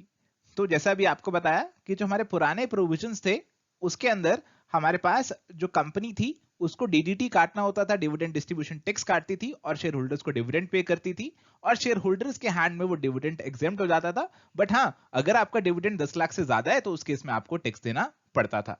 But अब बजट 2020 ने क्या कर दिया, डिविडेंड डिस्ट्रीब्यूशन टैक्स को तो कर दिया पूरे तरीके से अबॉलिश। अब क्या होने वाला है कि हमारे पास जो भी डिविडेंड शेयर होल्डर को मिलेगा वो उसके हैंड में टैक्सेबल होने वाला है। तो dividend is going to be taxable with effect from 1 April 2020। और यहाँ पे डिविडेंड की इनकम आपकी टैक्सेबल होगी तो उसके अगेंस्ट आप कुछ खर्चे भी सेट ऑफ कर पाएंगे और उन खर्चों के रिगार्डिंग भी यहाँ पे बताया गया कि यहाँ पे आपको कोई डिडक्शन नहीं मिलेगी, नो अदर डिडक्शन एक्सेप्ट कौन सी मिलने वाली है आपको, डिडक्शन फॉर इंटरेस्ट एक्सपेंस आपको मिलने वाली है। तो अगर आपने कोई लोन लिया उस पर आप इंटरेस्ट पे कर रहे हैं और उस लोन का पैसा आपने इन्वेस्ट किया हुआ और उस पैसे पे आपको डिविडेंड मिल रहा है, आपने कोई शेयर खरीदे थे उस लोन के पैसे से और उस पर आपको डिविडेंड मिल रहा है, तो उस डिविडेंड से आप उस लोन का इंटरेस्ट जो है वो माइनस यहाँ पे कर पाएंगे। बट आपकी मैक्सिमम डिडक्शन जो है वो कितनी हो सकती है, it shall not exceed 20% of the dividend income. तो आपकी मैक्सिमम डिडक्शन यहाँ डिविडेंड इनकम के 20% से ज्यादा नहीं हो सकती, ये यहाँ पे बताया गया। तो डिविडेंड की इनकम अब सीधा सीधा टैक्सेबल होने वाली है शेयर होल्डर्स के हैंड में। चलिए आगे बात करते हैं कुछ ऐसी इनकम्स की जिन पे हमें टैक्स देना नहीं पड़ता, जो कि टैक्स एग्जम्प्ट है। जैसे एक पार्टनर को फर्म से प्रॉफिट का शेयर मिला, उस पर टैक्स नहीं देना। एक एम्प्लॉय को एलटीसी मिला, लीव ट्रेवल कंसेशन मिला और उसने कंडीशंस कुछ कंप्लाई कर दी तो टैक्स नहीं देना। हमारे जो भी एम्बेसी है, हाई कमीशन है, उसके इंडिविजुअल को, उसमें जो पर्सन काम कर रहे हैं उन्हें कोई सैलरी मिली इंडिया के अंदर तो उस पे भी उन्हें टैक्स नहीं देना। अगर इंडिया के लोगों को, जो इंडिया के हमारे इन्वेस्टर्स होने वाले हैं, उनको बाहर की कंट्री में भी ऐसी ही एग्जम्पशन दी जाती है।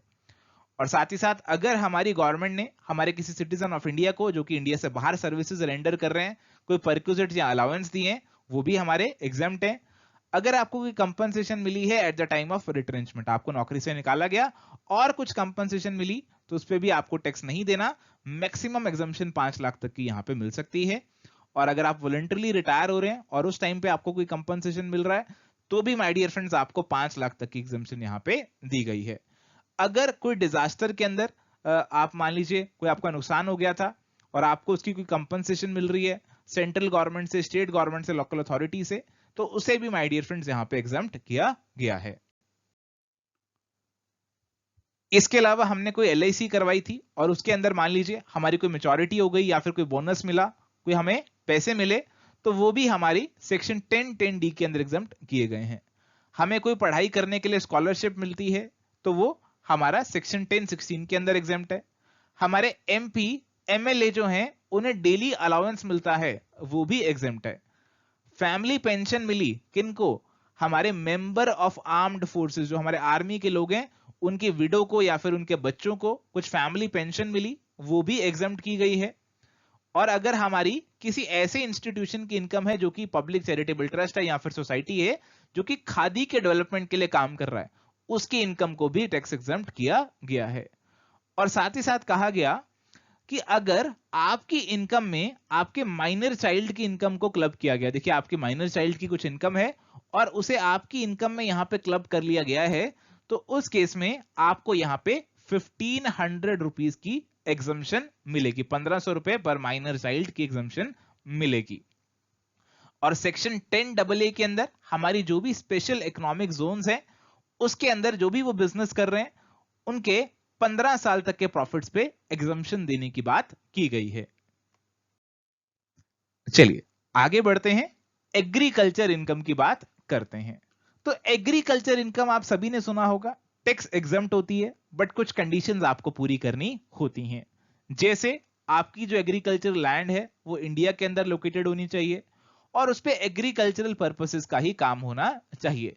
चाहे आपको उस पे रेंट मिल जाए, चाहे आप खुद उस पे खेती बाड़ी करें और उसकी इनकम मिल जाए, तो हम उसे एग्रीकल्चर इनकम मान लेंगे। या फिर आपने अपनी एग्रीकल्चर लैंड पे एक फार्म हाउस बनाया जहां पे आप जो भी प्रोड्यूस करते हैं वो सामान रखते हैं या फिर एज अ स्टोर रूम उसे यूज कर रहे हैं, तो उसकी कोई इनकम मिली, उसका कोई रेंट मिला, वो भी आपके लिए एग्रीकल्चर इनकम ही माना जाएगा। बट यहां पे माय डियर फ्रेंड्स कुछ ऐसी इनकम्स हैं जो कि लगती हैं एग्रीकल्चर इनकम बट वो नहीं है। जैसे आपने एग्रीकल्चर लैंड बेची तो वो एग्रीकल्चर इनकम नहीं है। आपकी poultry farming, bee hiving, dairy farming, ऐसी कोई इनकम है वो भी एग्रीकल्चर इनकम नहीं है। और साथ ही साथ अगर कोई कंपनी एग्रीकल्चर इनकम कमा रही है उसमें से वो डिविडेंड दे रही है तो वो डिविडेंड हमारा एग्रीकल्चर इनकम नहीं माना जाएगा। तो माय डियर फ्रेंड्स यहां पे बताया गया कि वैसे तो आपकी एग्रीकल्चरल इनकम एग्जेम्प्ट है बट आपकी बाकी इनकम निकालते हुए हम एग्रीकल्चर इनकम को भी कंसीडर कर लेते हैं। तो उससे रिलेटेड बातें कुछ यहां पे बताई गई हैं कि हम इंडिविजुअल, HUF, AOP, BOI और आर्टिफिशियल पर्सन के केस में पार्शियल इंटीग्रेशन की स्कीम लगाते हैं, यानी कि एग्रीकल्चर इनकम को नॉन एग्रीकल्चर इनकम पे टैक्स निकालने के लिए इस्तेमाल करते हैं। कब करते हैं? अगर हमारी एग्रीकल्चर इनकम 5000 से ज्यादा हो और नॉन एग्रीकल्चर इनकम हमारी बेसिक एग्जम्पशन लिमिट से ज्यादा हो, यानी कि 2.5 लाख रुपए से ज्यादा हो रेजिडेंट इंडिविजुअल के केस में जिसकी उम्र 60 साल से कम है। और यहां पे बताया गया कि कई बार आपकी कॉम्पोजिट इनकम होती है, यानी कि उसमें कुछ एग्रीकल्चर का पोर्शन होता है, कुछ बिजनेस का पोर्शन होता है। जैसे आपने रबड़ मैन्युफैक्चर किया तो आपने कुछ एग्रीकल्चर का काम किया, कुछ एग्रीकल्चर ऑपरेशंस किए और इसके अलावा कुछ बाकी काम किए जो कि एग्रीकल्चर के अंदर नहीं आते, तो उसमें 65% इनकम एग्रीकल्चर मानी जाएगी और 35% बिजनेस मानी जाएगी। अगर आपने कॉफी मैन्युफैक्चर करी और उसे बेचा यहां पे, तो उसके अंदर भी 2 केस बनाए गए, या फिर आप पहले तो आपने ग्रो किया उसे और कुछ प्रिजर्व किया, क्योर किया, तो उस केस में आपकी एग्रीकल्चर इनकम ज्यादा है, 75% है। अगर आपने ग्रो किया, क्योर किया और साथ ही साथ रोस्ट और ग्राउंड भी किया, तो आपने यहां पे बिजनेस वाला काम और ज्यादा कर लिया, तो आपकी एग्रीकल्चर इनकम केवल 60% ही मानी जाएगी। टी मैन्युफैक्चरिंग के केस में अगेन आपकी 60% इनकम एग्रीकल्चर होगी और बाकी बिजनेस इनकम मानी जाएगी। तो ये थी बात कुछ कंपोजिट इनकम की जो कि आपको याद कर लेनी है। तो my dear friends exempted incomes के बाद अब आते हैं डिफरेंट हेड्स ऑफ इनकम पे। सेक्शन 14 के अंदर 5 हेड ऑफ इनकम हमें बताए गए हैं। आइए एक एक करके इनके ऊपर अपने डिस्कशन को स्टार्ट करते हैं। आइए तो बात करते हैं income under the head salary की। तो बताया गया कि सैलरी हेड में आपकी इनकम तभी टैक्सेबल होगी अगर एम्प्लॉयर एम्प्लॉय रिलेशनशिप एग्जिस्ट करता है। यानी कि अगर आप किसी के लिए काम करते हैं, आप उसके एम्प्लॉय हैं, आपको जो इनकम मिली वो सैलरी मान ली जाएगी। हमारे जो एमपी एमएलए हैं उसे गवर्नमेंट का एम्प्लॉय नहीं मानते, इसलिए जो उन्हें सैलरी मिल रही है, रेम्यूनरेशन मिल रही है, उसे income under the head salary नहीं मानते, उसे अदर सोर्सेज में टैक्स किया जाता है। और साथ ही साथ बताया गया हमारे जो पार्टनर हैं फर्म के, उन्हें फर्म से सैलरी, बोनस, कमीशन, रेम्यूनरेशन कुछ भी मिल रहा है, वो उनकी बिजनेस इनकम मानी जाती है, वो उनकी सैलरी की इनकम नहीं मानी जाती। आपकी सैलरी के अंदर बहुत सारी चीजें आ जाएंगी। सैलरी का मतलब केवल बेसिक सैलरी नहीं है, उसके अलावा जो भी allowances, gratuity, fees, commission, pension, advance, leave, encashment, जो भी आपको मिल रहा है यहाँ पे, सभी जो है यहाँ पे सैलरी के डेफिनेशन में आ जाएंगे। और साथ ही साथ बताया गया कि कई बार आपको सैलरी के एरियर्स भी मिलते हैं। आपकी सैलरी पिछले साल से बढ़ा दी और एरियर्स आपको दिए गए, वो भी आपको सैलरी हेड में ही उन पे टैक्स देना पड़ता है, आपकी सैलरी में ही इंक्लूड होते हैं। Salary is taxable on receipt और due basis whichever is earlier. आपकी सैलरी आपको मिल गई या फिर ड्यू हो गई तो माय डियर फ्रेंड्स वो आपकी इनकम में जोड़ ली जाएगी। अगर एडवांस में सैलरी मिल गई, मान लीजिए अगले साल की सैलरी आपको इसी साल एडवांस में मिल गई, तो इसी साल ही आपको टैक्स देना पड़ेगा, क्योंकि हमारा रूल है रिसीट और due which ever is earlier.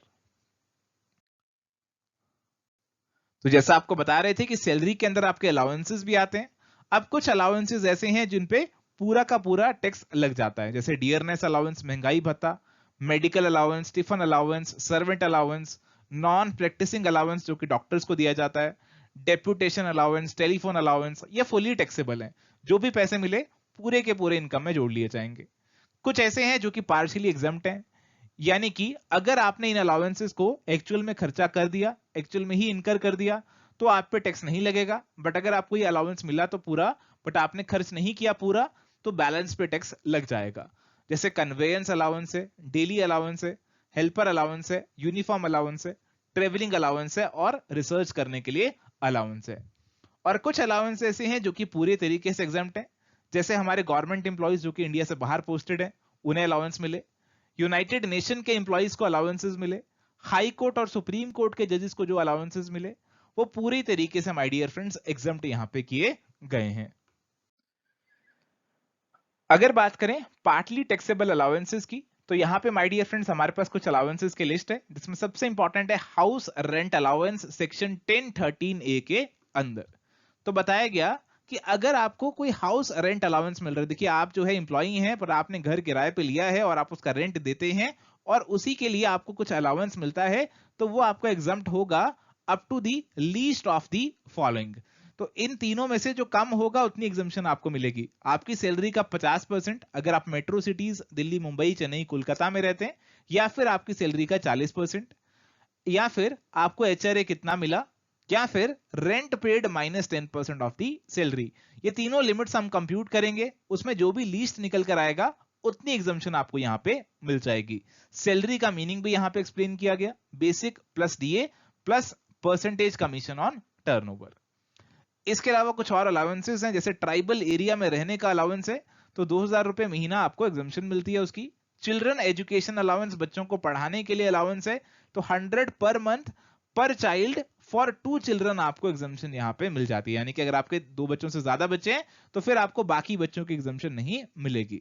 ऐसे ही हॉस्टल एक्सपेंडिचर अलाउंस के केस में आपको 300 पर मंथ पर चाइल्ड एग्जम्पशन मिलती है, again up to 2 children. Transport allowance अगर किसी हैंडीकैप्ड को दिया जा रहा है तो उसे 3200 रुपए पर मंथ तक की एग्जम्पशन यहां पे मिलती है।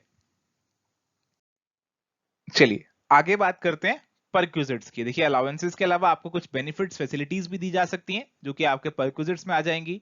और कुछ परक्विजिट्स ऐसे हैं जो कि टैक्सेबल हैं और कुछ ऐसे हैं जो कि टैक्स फ्री हैं। अगर टैक्स फ्री परक्विजिट की बात करें तो जैसे आपको कुछ रिक्रिएशनल की फैसिलिटी दी, आपको कोई ट्रेनिंग या फिर रिफ्रेशर कोर्स करवाया, आपको कोई क्लब फैसिलिटी दी जो कि सभी इंप्लॉइज को दी जा रही है, आपके टेलीफोन मोबाइल का खर्चा जो है एम्प्लॉयर ने रीइंबर्स आपको कर दिया, आपके नाम पे एक्सीडेंट पॉलिसी का प्रीमियम दे दिया, आपको रिफ्रेशमेंट दी या फिर आपको लंच डिनर कराया, अप टू 50 रुपए पर मील आपके लिए तो भी एग्जाम्प्ट हो जाएगा।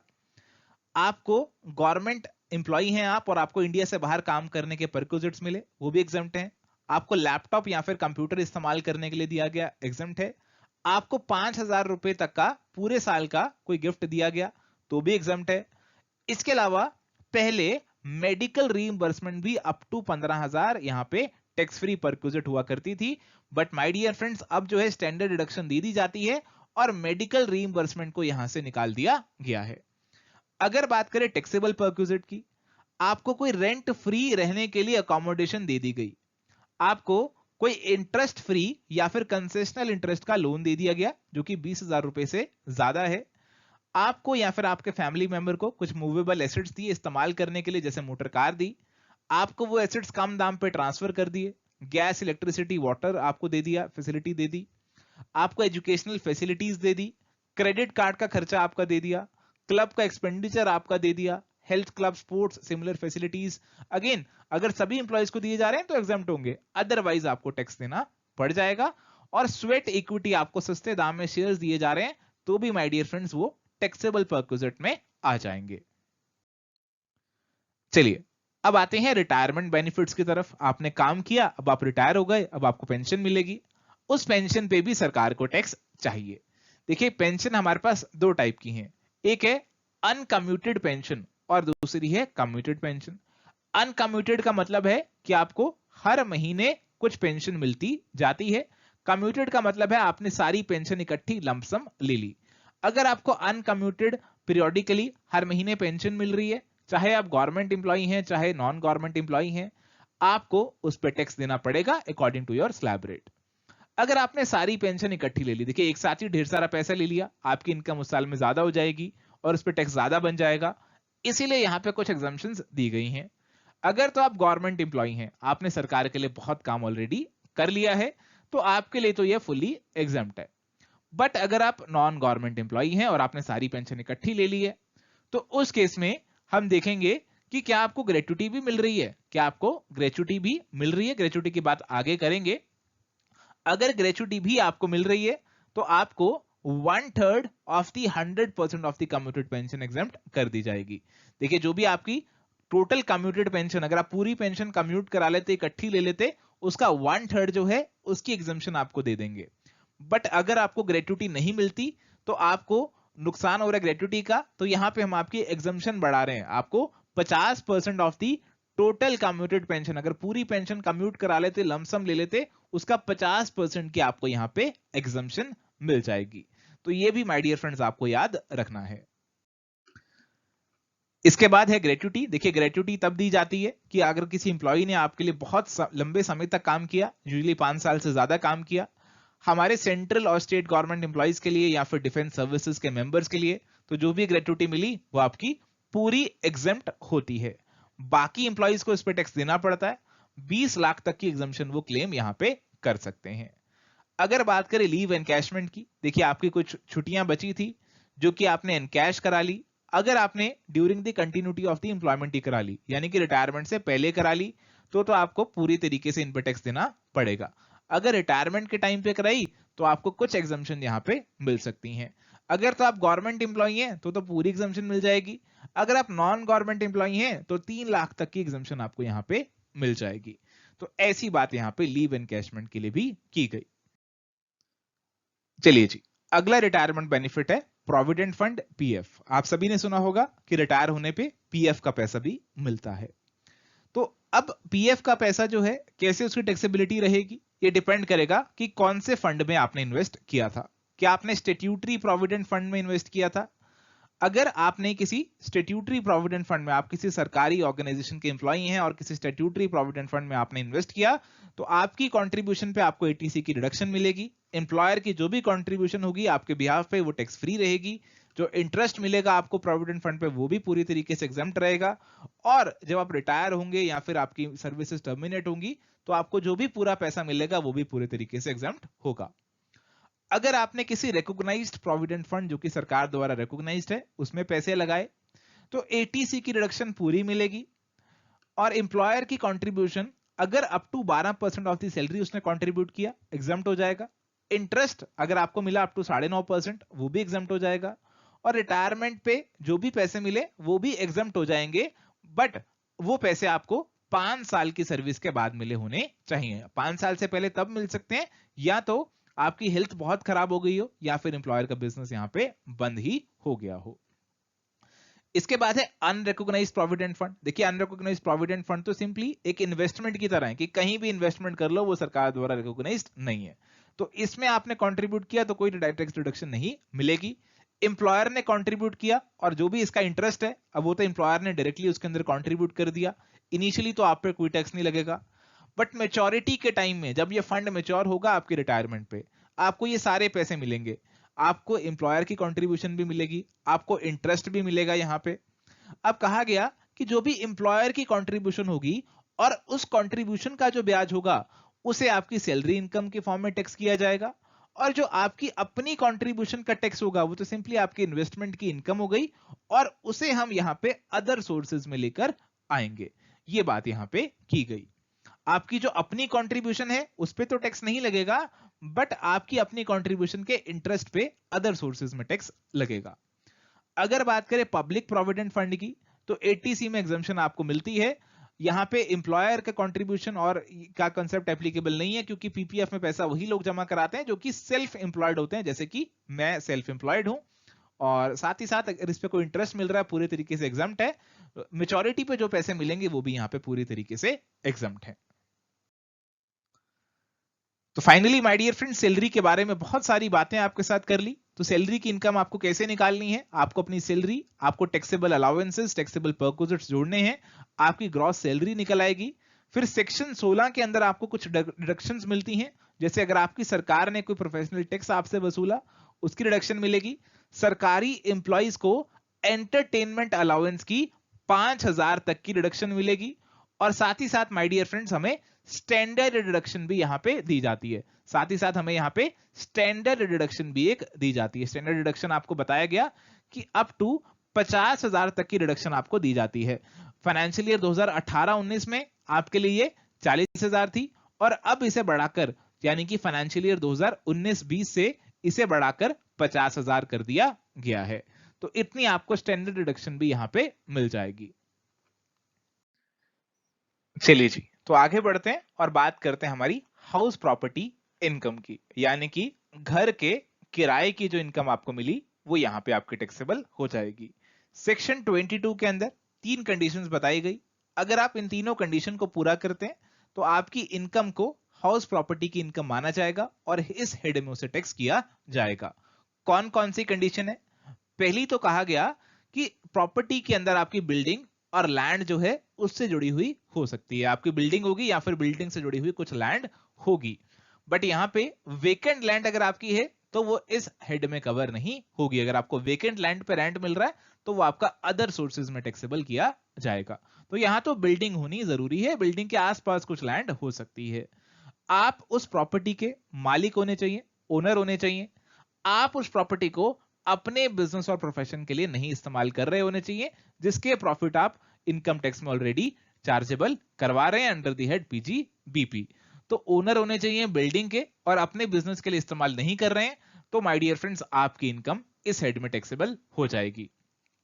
बट कुछ केसेस ऐसे हैं जिसमें आपकी रेंटल इनकम तो है बट आपको उस पर टैक्स नहीं देना, जैसे income from farm house, again agriculture income में आ जाएगी। लोकल अथॉरिटी की प्रॉपर्टी इनकम, पॉलिटिकल पार्टी की प्रॉपर्टी इनकम, आपकी ट्रेड यूनियन की प्रॉपर्टी इनकम, या फिर हमारे जो पुराने राजा महाराजा रूलर्स हैं उनको एक पैलेस रखने की इजाजत दे दी गई है और उस एक पैलेस की जो भी एनुअल वैल्यू होगी उसको हम उनके हैंड में टैक्सेबल नहीं करेंगे। और साथ ही साथ 2 सेल्फ ऑक्यूपाइड प्रॉपर्टी, देखिए पहले ये एक होता था, अब 2 सेल्फ ऑक्यूपाइड प्रॉपर्टी की आपको यहां पे एग्जम्पशन दे दी गई है कि उन पे आपका टैक्स नहीं लगेगा। अदरवाइज आपकी जो सेल्फ ऑक्यूपाइड प्रॉपर्टी हुआ करती थी उस पे आपको नोशनल बेसिस पे टैक्स देना पड़ता था। अब 2 पे नहीं देना, 2 से ज्यादा है तो आपको फिर देना पड़ेगा। चलिए तो देखते हैं कि कैसे एनुअल वैल्यू को हम यहाँ पे कंप्यूट करने वाले हैं। देखिए एनुअल वैल्यू कंप्यूट करने के लिए क्या स्टेप्स हमें फॉलो करने हैं। सबसे पहले तो हमें ग्रॉस एनुअल वैल्यू जीएवी निकालनी है। कैसे निकालनी है इसे अगली स्लाइड पे हम जानेंगे। आप इसे फिलहाल मान लीजिए कि जो भी आपको रेंटल इनकम हुई वो आपकी जीएवी है। इसमें से आपको म्युनिसिपल टैक्सेस जो आपने पे किए ड्यूरिंग द ईयर, चाहे इस साल के पे किए, चाहे पिछले सालों के पे किए, चाहे अगले सालों के एडवांस में पे कर दिए, सभी आप यहां से घटा देंगे। फिर आपकी निकल आएगी नेट एनुअल वैल्यू, जिसे प्यार से एनएवी भी बुलाया जाता है। इसमें से फर्दर आपको दो डिडक्शन मिलेंगी। एक है स्टैंडर्ड डिडक्शन 30% की, और दूसरी है इंटरेस्ट ऑन बोरोड कैपिटल की। आपने कोई लोन लिया प्रॉपर्टी के लिए, उसके इंटरेस्ट की भी रिडक्शन यहां पे आपको मिल जाएगी। अब बताया गया कि अगर तो आपने प्रॉपर्टी रेंट पे दे रखी है तो जितना भी आपका इंटरेस्ट है उस सारे की रिडक्शन आपको मिल जाएगी। बट अगर आपने प्रॉपर्टी रेंट पे नहीं दे रखी, खुद सेल्फ ऑक्यूपाई कर रखी है, तो इस केस में आपका रेंट तो जीरो होगा और आपकी एनएवी इस केस में जीरो मानी जाएगी। एनएवी आपकी इस केस में नील हो जाएगी। तो अब जो है आप आगे इसमें से रिडक्शन लेंगे, स्टैंडर्ड रिडक्शन मिलेगी नहीं क्योंकि एनएवी नील हो गई। बोरोइंग की रिडक्शन मिलेगी, इंटरेस्ट की रिडक्शन मिलेगी। कितने मिलेगी? बोला गया मैक्सिमम 2 लाख मिलेगी। और 2 लाख में से भी अगर कुछ कंडीशन फुलफिल नहीं करते तो फिर आपको केवल 30,000 की ही रिडक्शन मिलेगी। तो अगर जैसे आपने प्रॉपर्टी की कंस्ट्रक्शन करनी थी, वो 5 सालों में नहीं की, तो आपको भी 30,000 की ही मिलेगी। और साथ ही साथ अगर आपने लोन जो है रिपेयर रेनोवेशन के लिए लिया तो भी आपको 30,000 तक की ही रिडक्शन यहाँ पे मिलेगी। तो ऐसी कुछ कंडीशंस दे रखी हैं जो कि अगर पूरी ना करो तो 2 लाख की बजाय 30,000 तक की ही आपको मैक्सिमम रिडक्शन यहाँ पे मिलती है। और साथ ही साथ यहाँ पे एक हमें और पॉइंट दिया गया है कि अगर आपका कोई प्री कंस्ट्रक्शन पीरियड का इंटरेस्ट है, देखिए हाउस प्रॉपर्टी 1-2 दिन में तो बन नहीं जाती, काफी टाइम लग जाता है। तो जो भी आपका प्री कंस्ट्रक्शन पीरियड का इंटरेस्ट है, जब प्रॉपर्टी आपकी अंडर कंस्ट्रक्शन थी, उस पीरियड का इंटरेस्ट भी आप एज ए रिडक्शन क्लेम कर सकते हैं। जब हाउस प्रॉपर्टी बन जाए तो उसके बाद 5 इक्वल एनुअल इंस्टॉलमेंट में उसकी रिडक्शन आप यहां पे क्लेम कर सकते हैं। आइए सीखते हैं कैसे निकालने वाले हैं ग्रॉस एनुअल वैल्यू। देखिए जीएवी बेसिकली आपका रेंट ही है कि जो रेंट आपको मिला प्रॉपर्टी का वो आपकी जीएवी है। बट कई केसेस में सरकार को पता है कि आप कोशिश करेंगे कि रेंट कम दिखाएंगे और आप टैक्स कम देना चाहेंगे, तो सरकार ने कहा कि जो रेंट आपको मिला वो रेंट जो है उचित होना चाहिए, वाजिद होना चाहिए। अगर आपने रेंट जानबूझ के कम दिखाया तो हम उसकी जगह पे एक्सपेक्टेड रेंट जो होना चाहिए था उस पे टैक्स लगा देंगे। तो कहा गया gross annual value will be the higher of expected rent and actual rent. अब एक्सपेक्टेड रेंट के बारे में बताया गया कि एक्सपेक्टेड रेंट क्या है। तो कहा गया कि आप देखो उस एरिया का, उस मोहल्ले का फेयर रेंट क्या है, उस जगह पे फेयर रेंट क्या होना चाहिए। आप म्युनिसिपल वैल्यू देखो, ये वो वैल्यू है जो कि म्युनिसिपल अथॉरिटीज निकालती हैं म्युनिसिपल टैक्स कैलकुलेशन करने के लिए। आप इन दोनों को देखो, इनमें से जो ज्यादा है उससे एक्सपेक्टेड रेंट मान लो, बट आपका एक्सपेक्टेड रेंट आपके स्टैंडर्ड रेंट से ज्यादा नहीं होगा। देखिए स्टैंडर्ड रेंट आपके रेंट कंट्रोल एक्ट ने फिक्स किया है कि इससे ज्यादा रेंट नहीं वसूल सकते, तो इससे ज्यादा आपका रेंट नहीं हो सकता। तो एक्सपेक्टेड रेंट निकालो, उसे एक्चुअल रेंट से कंपेयर करो, जो ज्यादा है उसे अपनी ग्रॉस एनुअल वैल्यू आप बना लेंगे।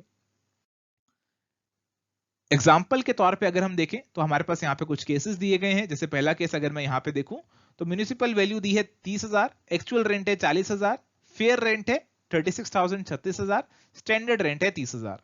तो इस केस के अंदर एक तरफ तो एक्चुअल रेंट है और दूसरी तरफ एक्सपेक्टेड रेंट है। Expected rent will be higher of municipal value and fair rent, यानी कि 36,000 होगा, but it can not exceed standard rent, यानी कि 30,000 होगा एक्सपेक्टेड रेंट। अब हमारा GAV will be the higher of actual and expected rent, यानी कि 40 और 30 में से जो हायर है यानी कि 40,000 हमारी जीएवी यहां पे हो जाएगी। ऐसे ही बाकी केसेस को आप एक बार खुद से ट्राई कीजिएगा। चलिए जी, तो बढ़ चुके हैं हमारे अगले हेड ऑफ इनकम की तरफ, जो कि है income under the head business और प्रोफेशन। तो इसका स्कोप हमारे सेक्शन 28 में बताया गया है। क्या बताया गया है कि अगर आपकी कोई बिजनेस और प्रोफेशन से प्रॉफिट है तो आपको इस हेड में टैक्स देना है। आपको आपके बिजनेस से जुड़े हुए कोई बेनिफिट मिले, कोई परक्विजिट मिले तो भी इसी हेड में टैक्स देना है। आप फर्म के अंदर पार्टनर हैं और उस फर्म से आपको सैलरी, इंटरेस्ट, बोनस, कमीशन मिला तो भी आपके लिए इसी हेड में आपको टैक्स देना है। आप जो है कोई ट्रेड प्रोफेशनल या फिर अदर एसोसिएशन है और आपको कुछ इनकम मिली अपने मेंबर से तो भी इसी हेड में टैक्स देना है। इसके अलावा आपको कोई इनकम मिली, आपको कोई पैसे दिए गए कि आप बिजनेस ना करो और उसके बदले इतने पैसे ले लो। जैसे मान लीजिए मेरे पास कोई आता है, वो कहता है कि सर आप ना पढ़ाओ और ना पढ़ाने के लिए आप इतने पैसे मेरे से ले लो, तो भी मुझे जो पैसे मिलेंगे वो इसी हेड में टैक्सेबल होंगे। एक्सपोर्टर को कोई एक्सपोर्ट इंसेंटिव मिले, आपकी कोई सट्टे की स्पेकुलेटिव इनकम हुई, वो भी इसी हेड में आपकी टैक्सेबल हो जाएगी। देखिए, आप जो भी बिजनेस करके पैसे कमाएंगे उसे आपको इस हेड में टैक्सेबल करना है। बट अगेन बिजनेस करते हैं तो कुछ खर्चे भी होंगे, तो उन खर्चों की रिडक्शन भी आपको यहां पे मिल जाएगी। जैसे आप जो बिल्डिंग का इस्तेमाल कर रहे हैं उसका रेंट दे रहे हैं, उस पर कोई टैक्सेस दे रहे हैं, कोई रिपेयर करा रहे हैं, उसकी कोई इंश्योरेंस करा रहे हैं, उसका खर्चा अलाउड हो जाएगा। आप प्लांट मशीनरी फर्नीचर इस्तेमाल करते हैं, उसकी कोई रिपेयर कराते हैं, वो अलाउ हो जाएंगी। बट अगर वो कैपिटल नेचर की हैं तो वो कैपिटलाइज होंगी, तो वो आपको यहाँ पे एक्सपेंडिचर अलाउ नहीं होंगी। आपके जो भी फिक्स एसेट्स हैं उन पे आपको डेप्रिसिएशन अलाउ हो जाएगी। अगर आप कोई स्पेसिफाइड बिजनेस करते हैं, जैसे कोल्ड चेन फैसिलिटी वगैरह है आपकी, स्पेसिफाई किए गए हैं कुछ बिजनेसेस इनकम टैक्स लॉ के अंदर, अगर आप वो बिजनेसेस कर रहे हैं तो आपका जो भी कैपिटल एक्सपेंडिचर है उसकी भी 100% तक की आपको यहां पे डिडक्शन मिल जाएगी। आप इंडियन कंपनी है या फिर आप रेजिडेंट असेसी हैं जो कि कंपनी नहीं है, तो उस केस में आपने जो भी प्रिलिमिनरी खर्चा किया, देखिए धंधा शुरू करने के लिए कुछ प्रिलिमिनरी खर्चे भी करने पड़ते हैं, तो वो भी जो प्रिलिमिनरी खर्चे हैं वो भी आपको 5 इक्वल इंस्टॉलमेंट में यहां पे अलाउ हो जाएंगे एज एक्सपेंडिचर।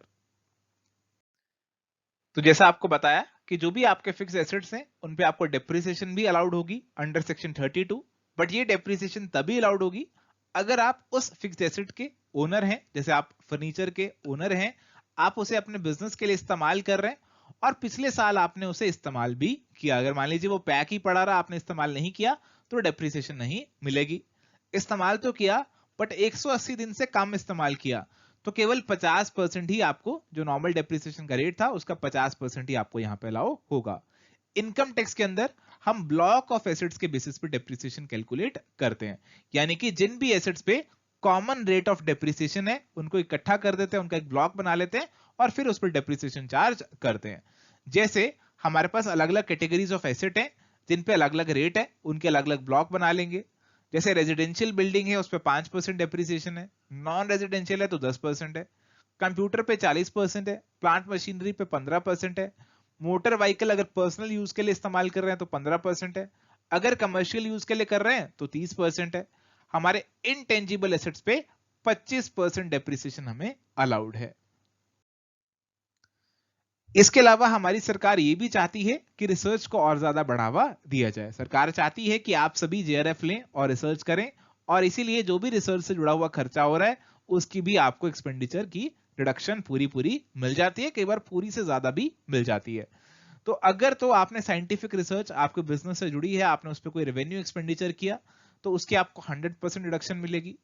अगर किसी रिसर्च एसोसिएशन जो है उसको आपने पेमेंट करी साइंटिफिक रिसर्च के लिए, तो आपको फिलहाल तो 150% मिल रही है, बट 2020-21 से 100% ये हो जाएगी।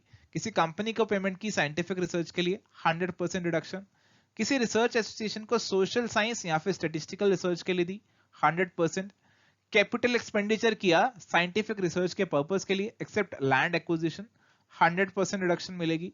नेशनल लेबोरेटरी या फिर आईआईटी को पेमेंट करी फॉर साइंटिफिक रिसर्च तो 150% है फिलहाल, बट अगेन 2021 से 100% हो जाएगी। किसी कंपनी ने जो कि बायोटेक्नोलॉजी के अंदर एंगेज्ड है कुछ एक्सपेंडिचर किया रिसर्च पे तो उसकी 150% रिडक्शन मिल रही है, बट अगेन 2020-21 से ये भी 100% हो जाएगी।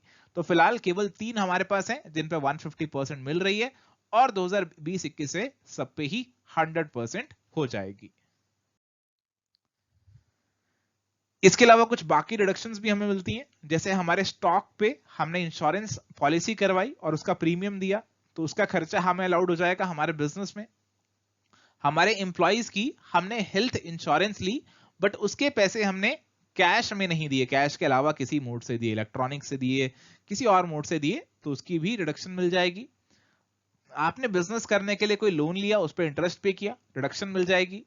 अगर वो इंटरेस्ट को आपने कैपिटलाइज किया, देखिए आपके बिल्डिंग कंस्ट्रक्शन का जुड़ा इंटरेस्ट था और आपने उसे बिल्डिंग में कैपिटलाइज कर दिया, तो उस पे बिल्डिंग की जो डेप्रिसिएशन है वो आपको मिलती रहेगी।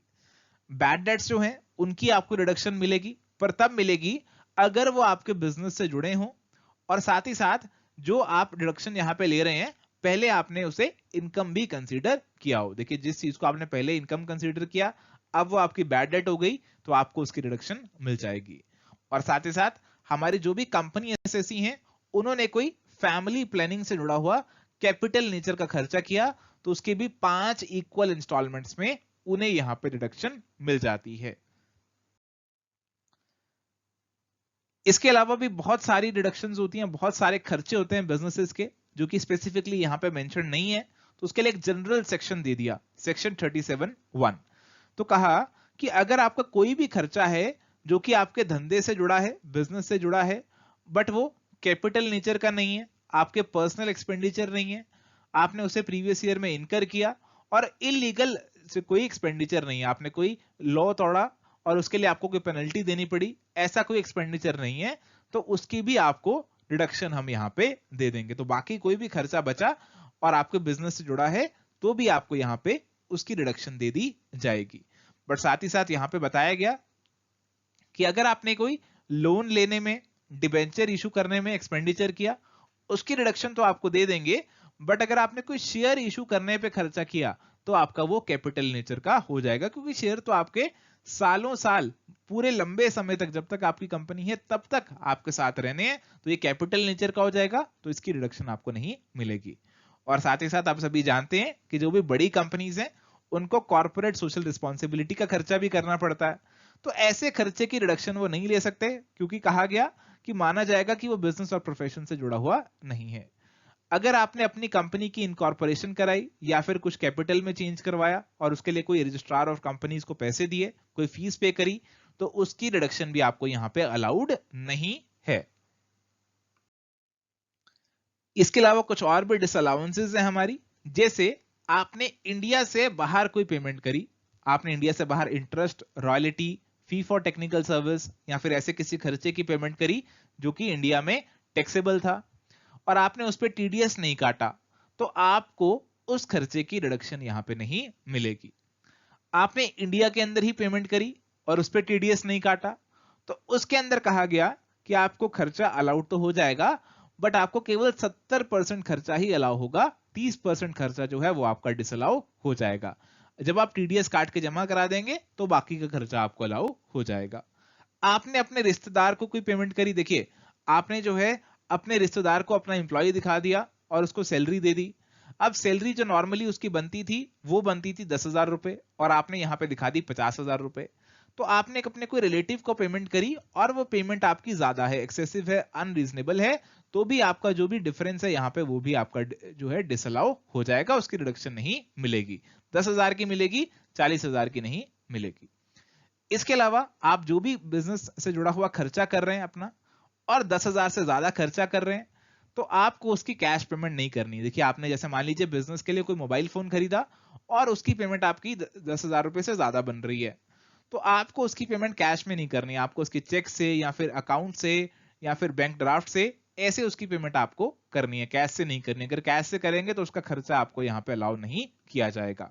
10,000 की जगह अगर हम ट्रांसपोर्टर के केस की बात करें, तो ये लिमिट बढ़ा के 35,000 कर दी गई है, क्योंकि ट्रांसपोर्टर जो है उन्हें कैश में काफी खर्चे करने पड़ जाते हैं। और साथ ही साथ कुछ खर्चे ऐसे भी हैं जो कि आपको पेमेंट बेसिस पे अलाउ होंगे। आपने खर्चे अपनी किताबों में ड्यू कर लिए, बट आपने अपनी रिटर्न की डेट तक उन्हें पे नहीं किया, तो आपको अलाउ नहीं होंगे। जैसे आपको कोई टैक्स, ड्यूटी, सेस और फी पे करना था, आपको अपने इंप्लॉइज को बोनस और कमीशन देनी थी, आपने इंटरेस्ट पे करना था बैंक्स को, आपने अपने इंप्लॉइज को लीव इनकैशमेंट या फिर उनके लिए प्रोविडेंट फंड में पैसा कंट्रीब्यूट करना था, आपने रेलवे से कोई एसेट्स इस्तेमाल किए और उसका कोई खर्चा पे करना था, तो अगर वो खर्चा आपने अपनी रिटर्न की डेट तक पे नहीं किया, तो आपको उसकी रिडक्शन नहीं मिलेगी। अगर आपने अगले साल पे किया, तो फिर आप उसकी रिडक्शन अगले साल ही लेना। तो ऐसे खर्चों को अगर आपने क्लेम करना है, तो जरूरी है कि आप रिटर्न भरने से पहले पहले उनकी पेमेंट कर दें। इसके बाद है remuneration to the partners of the firm. तो आपकी माय डियर फ्रेंड्स यहाँ पे पार्टनरशिप फर्म है जो कि बिजनेस कर रही है, और उसके कुछ यहाँ पे क्या है, पार्टनर हैं। अब इन पार्टनर्स को क्या मिल रही है, फर्म से रेम्यूनरेशन मिल रही है, सैलरी मिल रही है, इंटरेस्ट मिल रहा है, तो उसका कैसे हम ट्रीटमेंट करेंगे। तो अगर बात करें सैलरी या फिर रेम्यूनरेशन की, तो उसकी रिडक्शन हमारी जो फर्म को कैसे मिलेगी। देखिए फर्म ने हमारे पार्टनर्स को सैलरी दी, तो अगर वो सैलरी आपकी पार्टनरशिप डीड द्वारा ऑथराइज्ड है और ऐसे पार्टनर्स को दी जा रही है जो कि वर्किंग पार्टनर हैं, जो कि फर्म में असल में काम करते हैं और साथ ही साथ इन परमिसिबल लिमिट्स को एक्सीड नहीं करती, तो आपकी फर्म को डिडक्शन मिल जाएगी। लिमिट्स क्या है यहां पर? अगर फर्म के बुक प्रॉफिट 3 लाख तक है तो 1.5 लाख या फिर 90% of the book profit whichever is higher. 3 lakh से ऊपर के जो प्रॉफिट है उनका 60% जो है उतनी सैलरी दे सकते हैं। अगर इतनी सैलरी इस लिमिट्स में दी, इन कंडीशंस को पूरा किया, तो फर्म को अलाउ हो जाएगी और पार्टनर्स की ये बिजनेस इनकम मान ली जाएगी। अगर हमने इससे ज्यादा सैलरी दे दी तो हमारी सैलरी फर्म को डिसअलाउ हो जाएगी। इंटरेस्ट ऑन कैपिटल, हमने अपने पार्टनर्स की कैपिटल पे इंटरेस्ट पे किया। इंटरेस्ट चाहे वर्किंग पार्टनर को पे किया, नॉन वर्किंग पार्टनर को पे किया, कोई दिक्कत नहीं है, बट 12% से ज्यादा नहीं होना चाहिए। अगर 12% से ज्यादा पे किया तो आपका जो रिमेनिंग है वो डिसअलाउ हो जाएगा। तो ये बातें आपको ध्यान में रखनी है। चलिए जी, तो आते हैं हमारे अगले हेड ऑफ इनकम पे, जो कि है income under the head capital gain. तो सेक्शन 46 कहता है अगर आपने कोई कैपिटल एसेट ट्रांसफर किया, आपके पास कोई प्रॉपर्टी है, आपने उसे ट्रांसफर किया, तो उस पे जो आपको गेन हुआ वो आपका कैपिटल गेन माना जाएगा। बट यहां पे कैपिटल गेन आपका केवल कैपिटल एसेट्स पे ही लगेगा। कैपिटल एसेट्स क्या है ये जानना भी जरूरी है। तो सेक्शन 2 सबसेक्शन 14 में कहा गया कि जो भी प्रॉपर्टी हमारे असेसी के पास है, चाहे बिजनेस से जुड़ी है या फिर नहीं जुड़ी है, वो हमारे कैपिटल एसेट के अंदर आ जाएगी। बट कुछ चीजें कैपिटल एसेट नहीं है, जैसे आपके बिजनेस के अंदर जो स्टॉक पड़ा है वो कैपिटल एसेट नहीं है। आपकी जो भी पर्सनल बिलोंगिंग्स हैं, आपके जो भी कपड़े वगैरह हैं, वो कैपिटल एसेट नहीं है। बट आपकी कोई ज्वेलरी है, आपके पास कोई पेंटिंग है, कोई आर्कियोलॉजिकल कलेक्शन है, कोई गोल्ड वगैरह है, तो वो आपका कैपिटल एसेट बन जाएगा। आपकी कोई एग्रीकल्चरल लैंड है रूरल एरिया के अंदर, तो वो भी कैपिटल एसेट आपकी नहीं है। इसके अलावा कुछ बॉन्ड्स वगैरह की भी आपको यहाँ पे एग्जम्पशन दे रखी है। तो कैपिटल एसेट को ट्रांसफर किया तभी आपका कैपिटल गेन अराइज होगा। अब कैपिटल गेन पे कितना टैक्स लगेगा ये डिपेंड करता है कि क्या वो गेन लॉन्ग टर्म है या फिर वो गेन शॉर्ट टर्म है। हम डिटरमाइन कैसे करेंगे कि गेन लॉन्ग टर्म है या शॉर्ट टर्म है? पीरियड ऑफ होल्डिंग के बेसिस पर डिटरमाइन करेंगे। अगर आपने किसी एसेट को अपने पास 36 महीने रख के फिर बेचा तो लॉन्ग टर्म है। अगर 36 महीने से पहले ही बेच दिया तो आपका वो शॉर्ट टर्म कैपिटल एसेट बन जाएगा। ये 36 महीने वाला जो क्राइटेरिया है इसे घटाकर 24 महीने कर दिया गया है in the case of immovable property, यानी कि लैंड बिल्डिंग वाली जो केस है उसके अंदर 24 महीने कर दिया गया है फ्रॉम 2017-18। तो अगर आपने कोई बिल्डिंग बेची है तो अगर 24 महीने से ज्यादा रख के बेचिए तो आपके लिए लॉन्ग टर्म कैपिटल एसेट बन जाएगी। इसके अलावा कुछ ऐसे एसेट्स भी हैं जिनको अगर 12 महीने से ज्यादा रखा तो लॉन्ग टर्म कैपिटल एसेट मान लिया जाता है। जैसे कोई शेयर्स हैं रिकॉग्नाइज्ड स्टॉक एक्सचेंज पे जो कि लिस्टेड है, कोई इक्विटी म्यूचुअल फंड के यूनिट्स हैं, या फिर जीरो कूपन बॉन्ड है, उनके लिए हमारा पीरियड ऑफ होल्डिंग जो है वो 36 महीने के बजाय 12 महीने देखा जाता है। 12 महीने से ज्यादा इक्विटी शेयर्स हमने अपने पास रखे जो कि लिस्टेड हैं स्टॉक एक्सचेंज पे, वो हमारे लॉन्ग टर्म कैपिटल एसेट बन जाएंगे। तो प्यारे दोस्तों, अगर बात करें competition of the capital gain की, तो अगर आपका short term capital gain loss है depending on the period of holding, तो उस केस में तो कहानी बहुत सीधी है। आपको full value of the consideration यानी कि बेच के जो पैसे मिले उसको देखना है और उसमें से घटा देना है expenses on transfer, cost of acquisition, cost of improvement. जो बैलेंस बचेगा उसमें से आपको एग्जम्पशन वगैरह लेना चाहते हैं 54 वगैरह के अंदर तो ले सकते हैं। बाकी आपका शॉर्ट टर्म कैपिटल गेन या लॉस निकल कर आ जाएगा। कहानी चेंज होती है long term capital gain loss और गेन और लॉस के केस में। तो यहां पे आपकी जो full value of the consideration है आप उसे कंपेयर करते हैं एक्सपेंसेस ऑन ट्रांसफर, जो कि बिल्कुल सेम चल रहा है जैसे ऊपर था। अब नीचे यहां पे आपको देखने को मिल रहा है इंडेक्स्ड कॉस्ट ऑफ एक्विजिशन और इंडेक्स्ड कॉस्ट ऑफ इंप्रूवमेंट। तो ऊपर सीधा सीधा cost of acquisition, cost of improvement लिखा था शॉर्ट टर्म के केस में, बट लॉन्ग टर्म के केस में ये इंडेक्स्ड वर्ड आपका साथ में जुड़ गया है, यानी कि यहां पे आपको इंडेक्सेशन का फायदा मिलेगा, इन्फ्लेशन का फायदा मिलेगा। कैसे मिलेगा वो भी आपको बता देता हूं। अगर आपने कोई प्रॉपर्टी खरीदी थी अप्रैल 2001 के अंदर, लेट्स सपोज वो आपने खरीदी थी 1 लाख की, और अभी आप उसे बेच रहे हैं 31 मार्च 2023 को आप उसे बेच रहे हैं 5 लाख का, आप उसे यहां पे बेच रहे हैं। तो आपका जो लॉन्ग टर्म कैपिटल गेन होगा यहाँ पे 4 लाख का नहीं होगा, आपको करनी पड़ेगी इंडेक्सेशन। इंडेक्सेशन कैसे करते हैं? आपने जितने का खरीदा था, 1 लाख का खरीदा था, 1 लाख को आप क्या करने वाले हैं, 1 लाख को मल्टीप्लाई कीजिए उस साल के नंबर से, उस साल के इंडेक्सेशन वैल्यू से, CII से, जिस साल में आपने उसे बेचा, यानी कि 331, 2022-23 का है 331, और 2001-2 ये हमारा बेस ईयर है, और बेस ईयर का जो हमारा CII वैल्यू है डेट इज 100। तो इसके हिसाब से ये निकल कर आया 3,31,000।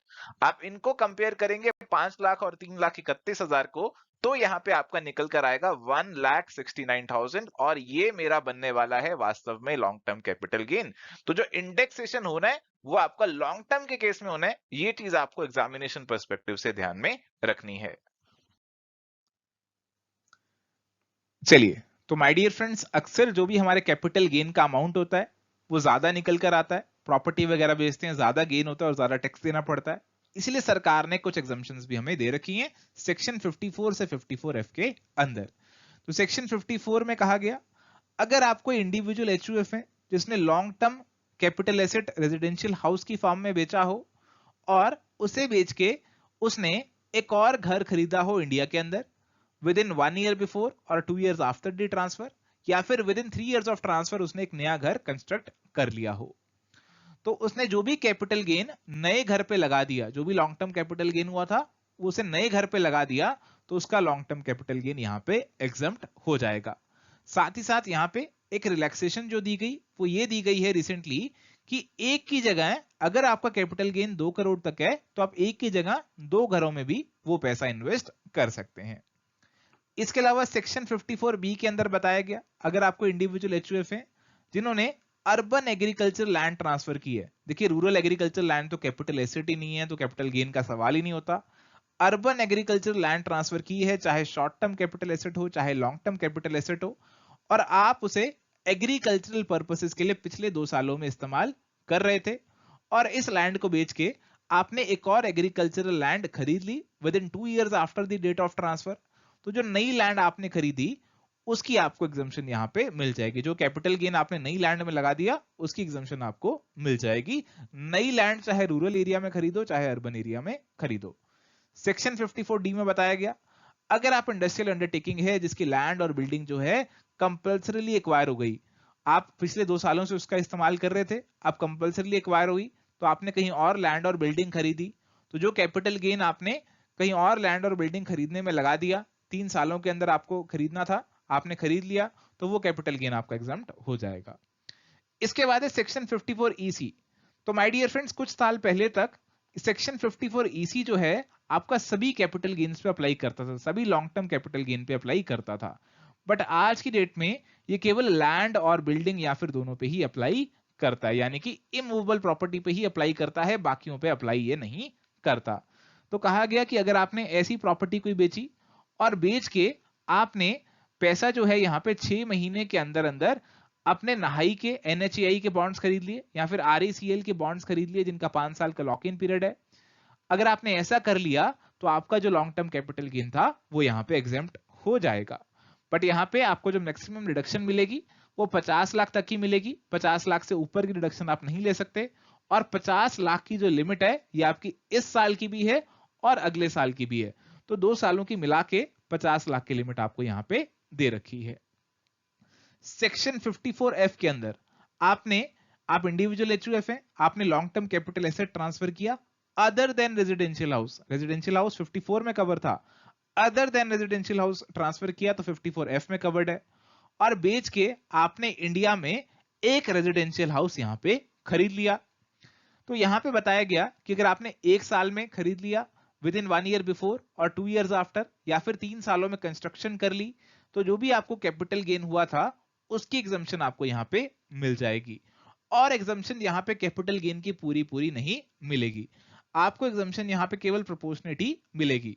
तो जैसे माय डियर फ्रेंड्स, अगर मान लीजिए हमने यहाँ पे 50 लाख की हमारी प्रॉपर्टी बेची, उस पे 10 लाख का कैपिटल गेन हुआ, और आपने नई प्रॉपर्टी जो है वो मान लीजिए यहाँ पे 25 लाख की खरीदी, तो आपने 50 लाख रुपए जो आपको मिले थे उसमें से 25 लाख ही लगाए, तो आपको 10 लाख की एग्जम्पशन नहीं मिलेगी, आपको आधी ही एग्जम्पशन मिलेगी। आपने आधे पैसे लगाए तो आपको आधी ही एग्जम्पशन मिलेगी, आपको प्रोपोर्शनेट ही 5 लाख ही यहाँ पे एग्जम्पशन मिलेगी।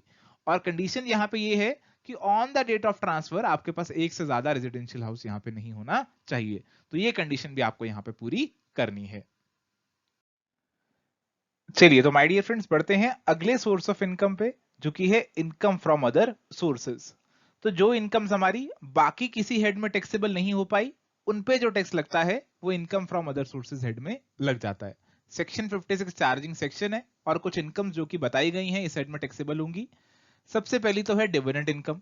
देखिए जो डिविडेंड इनकम है अगर आपको डोमेस्टिक कंपनी से मिलती है, देखिए डोमेस्टिक कंपनी से जो डिविडेंड हमें मिला, डोमेस्टिक कंपनी डिविडेंड देने से पहले उस पर डिविडेंड डिस्ट्रीब्यूशन टैक्स देती है, और क्योंकि टैक्स पहले ही उस पर दे दिया गया तो हमारे हाथों में वो एग्जम्प्ट हो जाता है।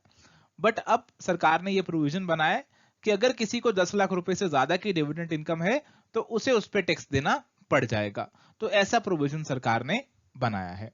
अगर डोमेस्टिक कंपनी के अलावा आपको कहीं से डिविडेंड वगैरह मिला है तो फिर तो आपको पूरा टैक्स ही देना पड़ जाएगा, जो भी इनकम मिली आपको उस पर टैक्स देना पड़ जाएगा अदर सोर्सेज हेड के अंदर।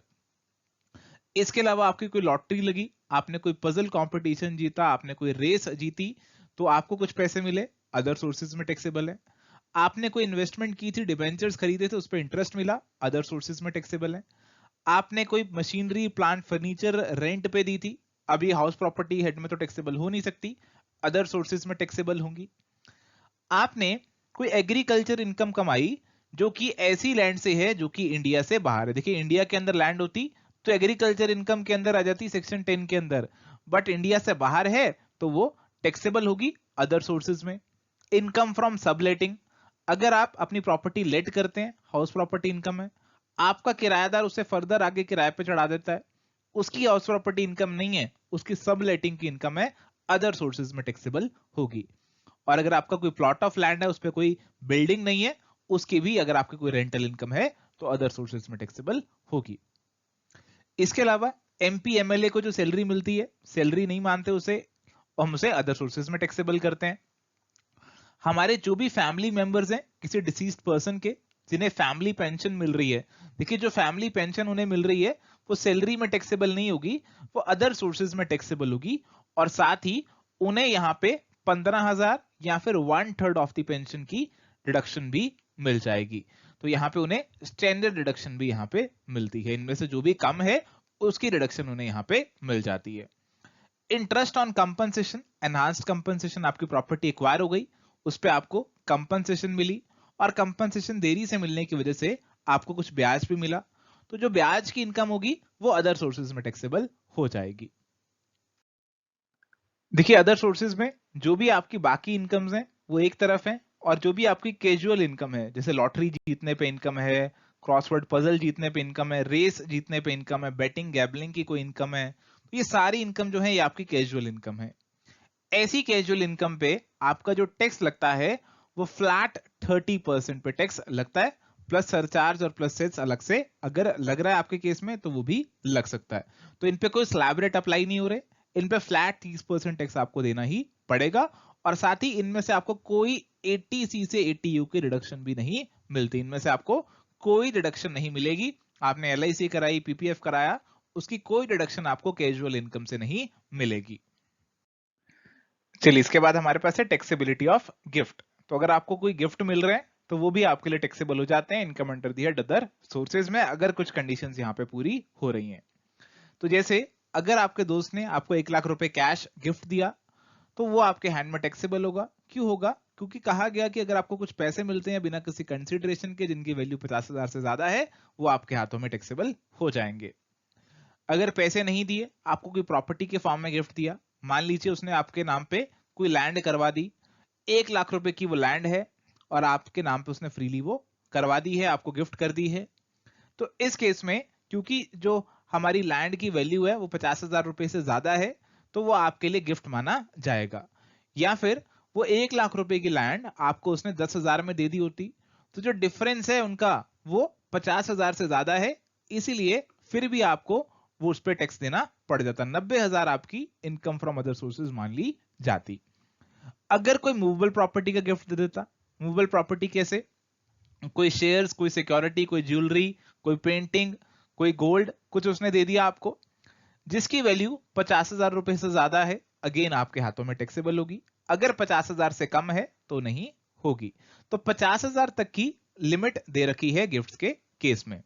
और साथ ही ये भी बता रखा है कि अगर आपको कोई गिफ्ट मिला अपने रिलेटिव से, अपने रिश्तेदार से, अपने भाई बहन, अपने मम्मी पापा से, रिलेटिव की पूरी डेफिनेशन दे रखी है, अगर उनसे गिफ्ट मिला तो आपके लिए वो एग्जम्प्ट माना जाएगा। आपकी शादी पे आपको गिफ्ट मिला, मैरिज पे मिला, एग्जम्प्ट माना जाएगा। विल या फिर इनहेरिटेंस के अंदर आपको कुछ प्रॉपर्टी इनहेरिट आपने कर ली, तो वो भी आपके लिए यहाँ पे एग्जम्प्ट मानी जाएगी। तो ये थी हमारे गिफ्ट्स की बात। चलिए माय डियर फ्रेंड्स, तो ये थी हमारी हेड्स ऑफ इनकम की बात। तो पांचों हेड ऑफ इनकम हमने डिस्कस किए। अब इन पांचों हेड की इनकम को जोड़ेंगे तो हमारी ग्रॉस टोटल इनकम निकलेगी। इसमें से हम अपनी डिडक्शंस घटाएंगे तो हमारी टैक्सेबल इनकम निकलेगी। तो आइए बात करते हैं डिडक्शंस की। सबसे पहली डिडक्शन जो कि सबसे इंपॉर्टेंट मानी जाती है वो है सेक्शन 80C की डिडक्शन, जिसके अंदर हमारे इंडिविजुअल एचयूएफ इन्वेस्टमेंट करके 1.5 लाख तक की डिडक्शन ले सकते हैं। तो आपको कब डिडक्शन मिलेगी? अगर आप LIC पॉलिसी लेते हैं, लाइफ इंश्योरेंस पॉलिसी लेते हैं, उसका प्रीमियम देते हैं, अपनी लाइफ पे हो, आपके स्पाउस की लाइफ पे हो, आपके चाइल्ड की लाइफ पे हो, किसी भी लाइफ पे हो, आप जो है उसके प्रीमियम की रिडक्शन इसमें ले सकते हैं। आप प्रोविडेंट फंड में पैसे डाल रहे हैं, मिल जाएगी रिडक्शन, आपको रिकॉग्नाइज होगा, या फिर पब्लिक प्रोविडेंट फंड होगा। सुकन्या समृद्धि अकाउंट खुलाया आपने अपनी गर्ल चाइल्ड का, उसमें पैसे डाले, रिडक्शन मिल जाएगी। आपने notified unit linked insurance plan of the LIC mutual fund खरीदा, रिडक्शन मिल जाएगी। आपने अपने बच्चों की स्कूल और कॉलेज की ट्यूशन फीस जमा करवाई, अप टू 2 बच्चों की जमा कराई, आपको उसकी रिडक्शन मिलेगी। आपकी कोई हाउस प्रॉपर्टी थी, आपने उसके ऊपर कोई लोन लिया हुआ था या फिर उसकी कोई इंस्टॉलमेंट आपने पे करनी थी, उसके प्रिंसिपल अमाउंट की भी आपको यहां पे रिडक्शन मिल जाएगी। आपने एक कोई टैक्स सेवर FDR करा दी जिसकी 5 साल से ज्यादा की लाइफ है, लॉक इन पीरियड है 5 साल का, उसकी रिडक्शन मिल जाएगी। आपने सीनियर सिटीजन सेविंग स्कीम में पैसे डाले, उसकी रिडक्शन भी आपको यहां पे मिल जाएगी।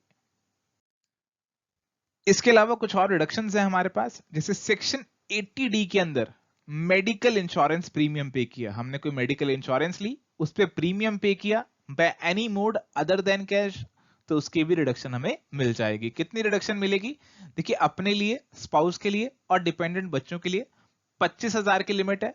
अगर सीनियर सिटीजन है हम तो 50,000 की लिमिट हो जाएगी। अपने पेरेंट्स के लिए अलग से 25,000 या फिर सीनियर सिटीजन है तो 50,000 की लिमिट दे रखी है। इसी लिमिट के अंदर आप 5,000 प्रिवेंटिव हेल्थ चेकअप की भी रिडक्शन ले सकते हैं, और प्रिवेंटिव हेल्थ चेकअप का खर्चा आप किसी भी मोड में कर सकते हैं इंक्लूडिंग कैश। इसके बाद है सेक्शन 80DD। अगर आपके ऊपर कोई डिपेंडेंट है जो कि डिसेबल्ड है तो उसके मेडिकल ट्रीटमेंट का आप खर्चा कर रहे हैं, 75,000 की रिडक्शन मिल जाएगी। अगर सिवियर डिसेबिलिटी है, बहुत ज्यादा डिसेबिलिटी है, तो 1,25,000 की रिडक्शन मिल जाएगी। 80DDB के अंदर बताया गया, 80DDB के अंदर अगर आप कोई स्पेसिफाइड डिजीजेस जो कि यहां पे स्पेसिफाई की गई हैं, उनके लिए मेडिकल ट्रीटमेंट का खर्चा करते हो तो 40,000 तक की रिडक्शन मिलेगी। सीनियर सिटीजन के लिए 1 लाख तक की रिडक्शन मिलेगी। 80 के अंदर आपने लोन लिया एजुकेशन के लिए, उस लोन के इंटरेस्ट की रिडक्शन मिलेगी। 80EE के अंदर आपका हाउस प्रॉपर्टी का कुछ इंटरेस्ट है तो कुछ स्पेसिफिक कंडीशंस पूरे करने पे यहां पे आपको रिडक्शन मिलती है। 80G के अंदर अगर आप डोनेशन देते हैं, डोनेशन की आपको रिडक्शन मिलती है। देखिए, इसके प्रोविजंस बहुत ज्यादा हैं 80G के, उनको अलग से भी एक बार देख लेते हैं। तो माय डियर फ्रेंड्स, 80G के अंदर बताया गया कि कुछ केसेस में आपको 100% रिडक्शन मिल जाएगी, जैसे प्राइम मिनिस्टर रिलीफ फंड है, नेशनल चिल्ड्रन फंड है, स्वच्छ भारत कोष है, नेशनल डिफेंस फंड है। इसमें अगर आपने पैसे डाले, जितना पैसा डाला 100% रिडक्शन मिलेगी। बट अगर आप किसी और फंड्स में डाल रहे हैं, जैसे ड्राउट रिलीफ फंड है, जवाहरलाल नेहरू मेमोरियल फंड है, इंदिरा गांधी मेमोरियल फंड है, राजीव गांधी फाउंडेशन है, इनके अंदर पैसा डाल रहे हैं, तो माय डियर फ्रेंड्स केवल 50% ही रिडक्शन आपको यहां पे मिलेगी। इसके अलावा दो और हमारे पास केसेस हैं, यहां पे आपको 100% और 50,000 मिलती है सब्जेक्ट टू क्वालिफाइंग लिमिट। तो क्वालिफाइंग लिमिट बताई गई है कि आप जो है अपनी इनकम, जो ग्रोस टोटल इनकम निकालिए, उसमें से अपनी रिडक्शंस माइनस कर दीजिए एक्सेप्ट 80G। अपना short term capital gain 111A, long term capital gain 112 और 112A वाला वो भी घटा दीजिए, उसके बाद जो इनकम आई उसका 10% कर दीजिए, वो आपकी क्वालिफाइंग लिमिट हो गई। इस लिमिट के अंदर आपको रिडक्शन मिलेगी, 100% रिडक्शन मिलेगी अगर फैमिली प्लानिंग के लिए डोनेशन दे रहे हैं। अदर केसेस के लिए दे रहे हैं आप तो यहाँ पे 50% रिडक्शन आप ले सकते हैं सब्जेक्ट टू क्वालिफाइंग लिमिट। और साथ ही बताया गया कि आप अगर कैश में डोनेशन दे रहे हैं 2000 से ज्यादा दे रहे हैं तो उसकी रिडक्शन आपको नहीं मिलेगी। कैश में केवल आप 2000 तक की ही डोनेशन यहाँ पे दे सकते हैं, उससे ज्यादा देंगे तो डिडक्शन आपको यहाँ पे नहीं मिलेगी। इसके अलावा कुछ और रिडक्शंस भी हैं हमारे पास, जैसे सेक्शन 80 जीजी के अंदर अगर कोई इंडिविजुअल है जिनको हाउस रेंट अलाउंस नहीं मिलता, एचआरए नहीं मिलता, तो उसके केस में वो 80 जीजी के अंदर अगर वो रेंट पे करते हैं तो up to 5000 per month reduction ले सकते हैं। 80 क्यूक्यूबी में अगर आप ऑथर हैं, आपने किताबें लिखी हैं, उसकी रॉयल्टी इनकम आपको आ रही है तो अप टू 3 लाख की रिडक्शन आपको मिल जाएगी। 80 आरआरबी में आपने कोई पेटेंट जो है वो अपने नाम पे करवाया, आप पेटेंटी हैं, तो आपको उसकी रॉयल्टी कोई मिल रही है तो उसकी भी 3 लाख तक की रिडक्शन मिल सकती है आपको।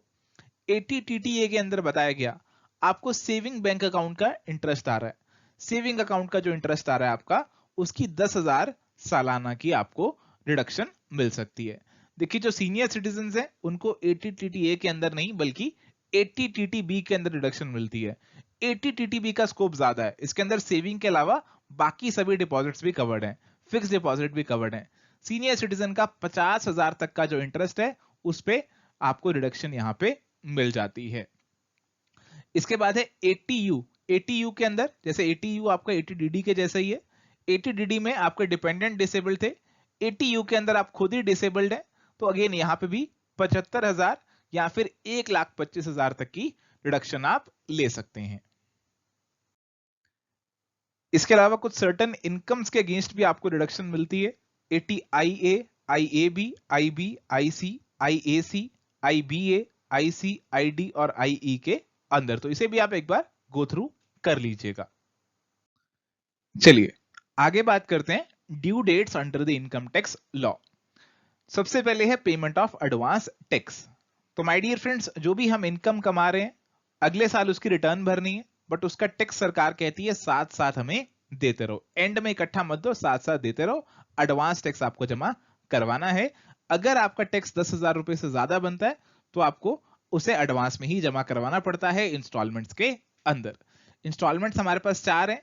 पहली इंस्टॉलमेंट हमारी 15 जून को ड्यू होती है, जितना भी हमारा टैक्स बन रहा है उसका 15% हमें 15 जून तक जमा करवाना है। दूसरी है 15 सितंबर की इंस्टॉलमेंट, जितना भी हमारा टैक्स बनता है उसका 45% हमें यहां तक जमा करवाना है। 15 दिसंबर तक हमें अपने टैक्स का 75% जमा करवाना है और 15 मार्च तक हमें अपना पूरा जो है टैक्स यहां पे जमा करवा देना है। देखिए यहां पे बताया गया कि जो भी टैक्स आप 31 मार्च से पहले जमा करवा रहे हैं उसे एडवांस टैक्स ही माना जाता है। और अगर मान लीजिए आपकी कोई कैपिटल गेन हो गई, कोई लॉटरी निकल गई, तो उस केस में आप क्या करेंगे, उसे तो आप पहले एंटीसिपेट नहीं कर सकते ना, उसे तो आप जब भी वो इनकम एक्चुअल में अराइज होगी तभी आपको उसके बारे में पता चलेगा। तो ऐसी इनकम का जो भी टैक्स है वो आप अगली इंस्टॉलमेंट में पे कर सकते हैं, जो भी अगली इंस्टॉलमेंट आ रही है उसमें आप पे कर सकते हैं। और साथ ही साथ कुछ हमारे ऐसे असेसी होंगे जो कि प्रिजम्पटिव टैक्सेशन रिजीम को फॉलो कर रहे हैं, यानी कि 44AD 44ADA के अंदर वो टैक्स दे रहे हैं। तो हमारी सरकार ने कहा कि अगर आप ज्यादा किताबें नहीं रखना चाहते, ज्यादा झंझट में नहीं पढ़ना चाहते, ऑडिट नहीं कराना चाहते, तो 2 करोड़ तक आप क्या कर सकते हैं, 2 करोड़ तक आपकी अगर सेल है, टर्नओवर है, तो उसका 8% आपकी इनकम मान ली जाएगी और उस पर आप टैक्स दे दीजिए। अगर आप प्रोफेशनल हैं तो 44AD के अंदर आप अपनी प्रोफेशनल रिसीट्स का 50% इनकम मान लीजिए और उस पर टैक्स दे दीजिए। तो इन्हें भी सारा टैक्स जो है 15 मार्च से पहले पहले जमा करवाना है। देखिए जो भी हम टैक्स पे करते हैं, सेल्फ असेसमेंट टैक्स और एडवांस टैक्स, इसका चालान नंबर 280 हमारा होता है। चालान नंबर 280 में ये टैक्स हमारे जमा होते हैं।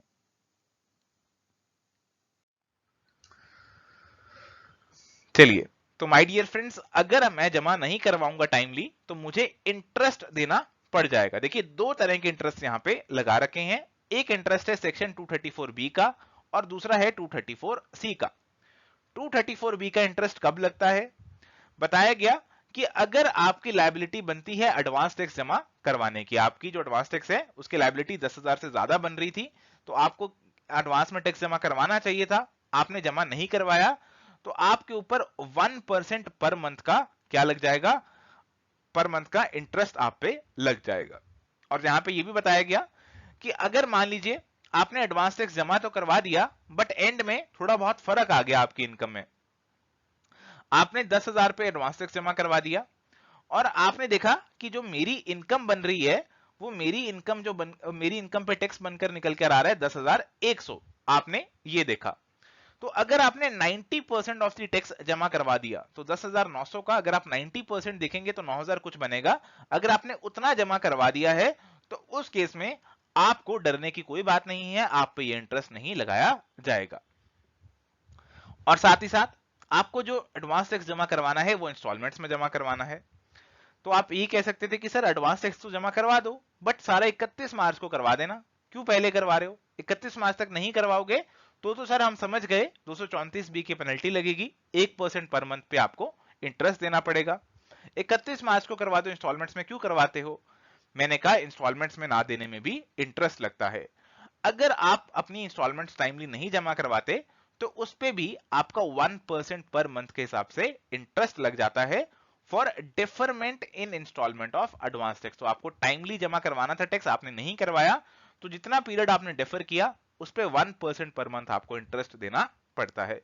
तो 234B के अंदर अगर आपने एडवांस टैक्स नहीं जमा करवाया या फिर 90% तक अपना टैक्स नहीं जमा करवाया तो आपको इंटरेस्ट लगता है। और 234C में अगर आपने प्रॉपर इंस्टॉलमेंट्स में अपना टैक्स नहीं जमा करवाया तब आप पे इंटरेस्ट यहां पे लग जाता है। तो अब बात करते हैं due dates under the income tax law. तो माय डियर फ्रेंड्स, आपको आपकी रिटर्न जो है वो टाइमली फाइल करनी रहती है। तो क्या ड्यू डेट रहती है आपके रिटर्न की, उसको भी यहाँ पे एक बार देख लेते हैं। तो कहा गया अगर आप कोई कंपनी है या फिर कंपनी के अलावा कोई और एसएससी है जिसके अकाउंट्स का ऑडिट किया जाना है, अगर आपकी फर्म है जिसका ऑडिट होना है या फिर आप ऐसी फर्म के पार्टनर है जिसका ऑडिट हो रहा है, तो उस केस में आपको समय मिलता है टिल 31 अक्टूबर तक आप ये काम कर सकते हैं। अगर आप कोई और एसएससी हैं तो आपकी डेट बन जाती है 31 जुलाई। आप सैलरी लेते हैं, आपकी नॉर्मल सैलरी की रिटर्न है तो 31 जुलाई से पहले आपको फाइल करनी है। और अगर आप चाहते हैं कि आपको कोई लॉस हुआ है उसे आप कैरी फॉरवर्ड करना चाहते हैं अगले सालों में सेट ऑफ करने के लिए, तो तब प्यारे दोस्तों आपको रिटर्न टाइमली फाइल करना यहाँ पे जरूरी हो जाता है। और साथ ही ये भी बताया गया कि रिटर्न टाइमली फाइल नहीं करी है तो आप उसे लेट भी फाइल कर सकते हैं, उस रिटर्न को बिलेटेड रिटर्न बोल दिया जाता है। बिलेटेड रिटर्न आप कब तक फाइल कर सकते हैं उसकी भी एक टाइम लिमिट हमें बता रखी है। तो it can be filed before 3 months prior to the end of the relevant assessment year. तो यानी कि हम लेट्स सपोज कि हम बात कर रहे हैं 2021-22 फाइनेंशियल ईयर की रिटर्न की, तो अगर आपने रिटर्न नहीं भरी, आप बिलेटेड भरना चाहते हैं, भर सकते हैं। कब तक भर सकते हैं? Before 3 months prior to the end of relevant assessment year. तो आपका रेलेवेंट असेसमेंट ईयर खत्म होगा, कब खत्म होगा? 31 मार्च 2023 को ये खत्म होगा। फाइनेंशियल ईयर 21-22 है तो असेसमेंट ईयर हमारा अगला होगा, तो 31 मार्च 2023 को खत्म होगा। तो उससे 3 महीने पहले अगर निकालें तो 31 दिसंबर 2022 तक आप उस रिटर्न को फाइल कर सकते हैं। और ऐसे ही अगर आपकी रिटर्न में आपने कोई गड़बड़ कर दी है, आपने रिटर्न तो टाइमली फाइल कर दी थी बट उसमें कोई गड़बड़ हो गई, आप उसे रिवाइज करना चाहते हैं तो ऐसा भी कर सकते हैं। और उसके लिए भी बिल्कुल सेम टाइम लिमिट में बता रखी है जैसे ऊपर बताई थी बिलेटेड रिटर्न के लिए। तो यहाँ पे भी बताया कि you can file a revise return at any time before 3 months prior to the end of the relevant assessment year. और माय डियर फ्रेंड्स, अगर आप अपनी रिटर्न टाइमली फर्निश नहीं करते हैं तो सेक्शन 234 के अंदर आप पे लग जाती है लेट फीस। तो ये 234F जो है ये आपकी फीस को डिनोट करता है, आप ऐसे इसे याद रख सकते हैं। तो कितनी फीस लगेगी ये डिपेंड करता है आपकी ग्रॉस टोटल इनकम पे। अगर आपकी ग्रॉस टोटल इनकम 5 लाख को एक्सीड नहीं करती है, यानी कि आपकी जो इनकम है वो 5 लाख तक है, तो आप पे 1,000 रुपए की लेट फीस लगेगी। बट अगर आपकी इनकम 5 लाख को एक्सीड करती है, 5 लाख से ज्यादा है, तो फिर आप पे 5,000 की लेट फीस यहां पे लग जाएगी। और एक बात और ध्यान में रखनी है कि अगर आपकी जो ग्रॉस टोटल इनकम है वो बेसिक एग्जम्पशन लिमिट से नीचे है तो आप पे कोई लेट फीस यहां पे नहीं लगाई जाएगी। तो ये प्रोविजन है आपके लेट फीस से जुड़े हुए जो कि आपको ध्यान में रखने हैं। तो माय डियर फ्रेंड्स, जो रिटर्न हमें फाइल करनी है वो रेलिवेंट आईटीआर फॉर्म सेलेक्ट करके उसमें भरनी है। तो क्या क्या हमारे पास आईटीआर फॉर्म्स है उन्हें भी एक बार ब्रीफली देख लेते हैं। तो सबसे पहले हमारे पास है आईटीआर 1 सहज। देखिए ये जो फॉर्म है जनरली सैलरीड एम्प्लॉइज फाइल करते हैं जिनकी हाउस प्रॉपर्टी की इनकम है कुछ थोड़ी बहुत और कुछ इंटरेस्ट वगैरह की इनकम है और एग्रीकल्चर इनकम अप टू 5,000 हो सकती है, तो आईटीआर 1 सहज फाइल कर सकते हैं। अगर यहाँ पे आप कवर नहीं हो रहे ITR 1 में, तो आप ITR 2 फाइल कर देंगे। अगर आपकी बिजनेस और प्रोफेशन की इनकम है तो आप ITR 3 फाइल करेंगे। अगर आप प्रिजम्पटिव टैक्सेशन रिजीम को फॉलो करते हैं तो आप ITR 4 सुगम फाइल करेंगे। इसके अलावा अगर आप जो है पार्टनरशिप फर्म है तो आप ITR 4 में, ITR 5 में अपनी रिटर्न फाइल करेंगे। अगर आप कंपनी है तो ITR 6 में फाइल करेंगे। अगर आप कोई ट्रस्ट है, चैरिटेबल सोसाइटी है तो ITR 7 में फाइल करेंगे।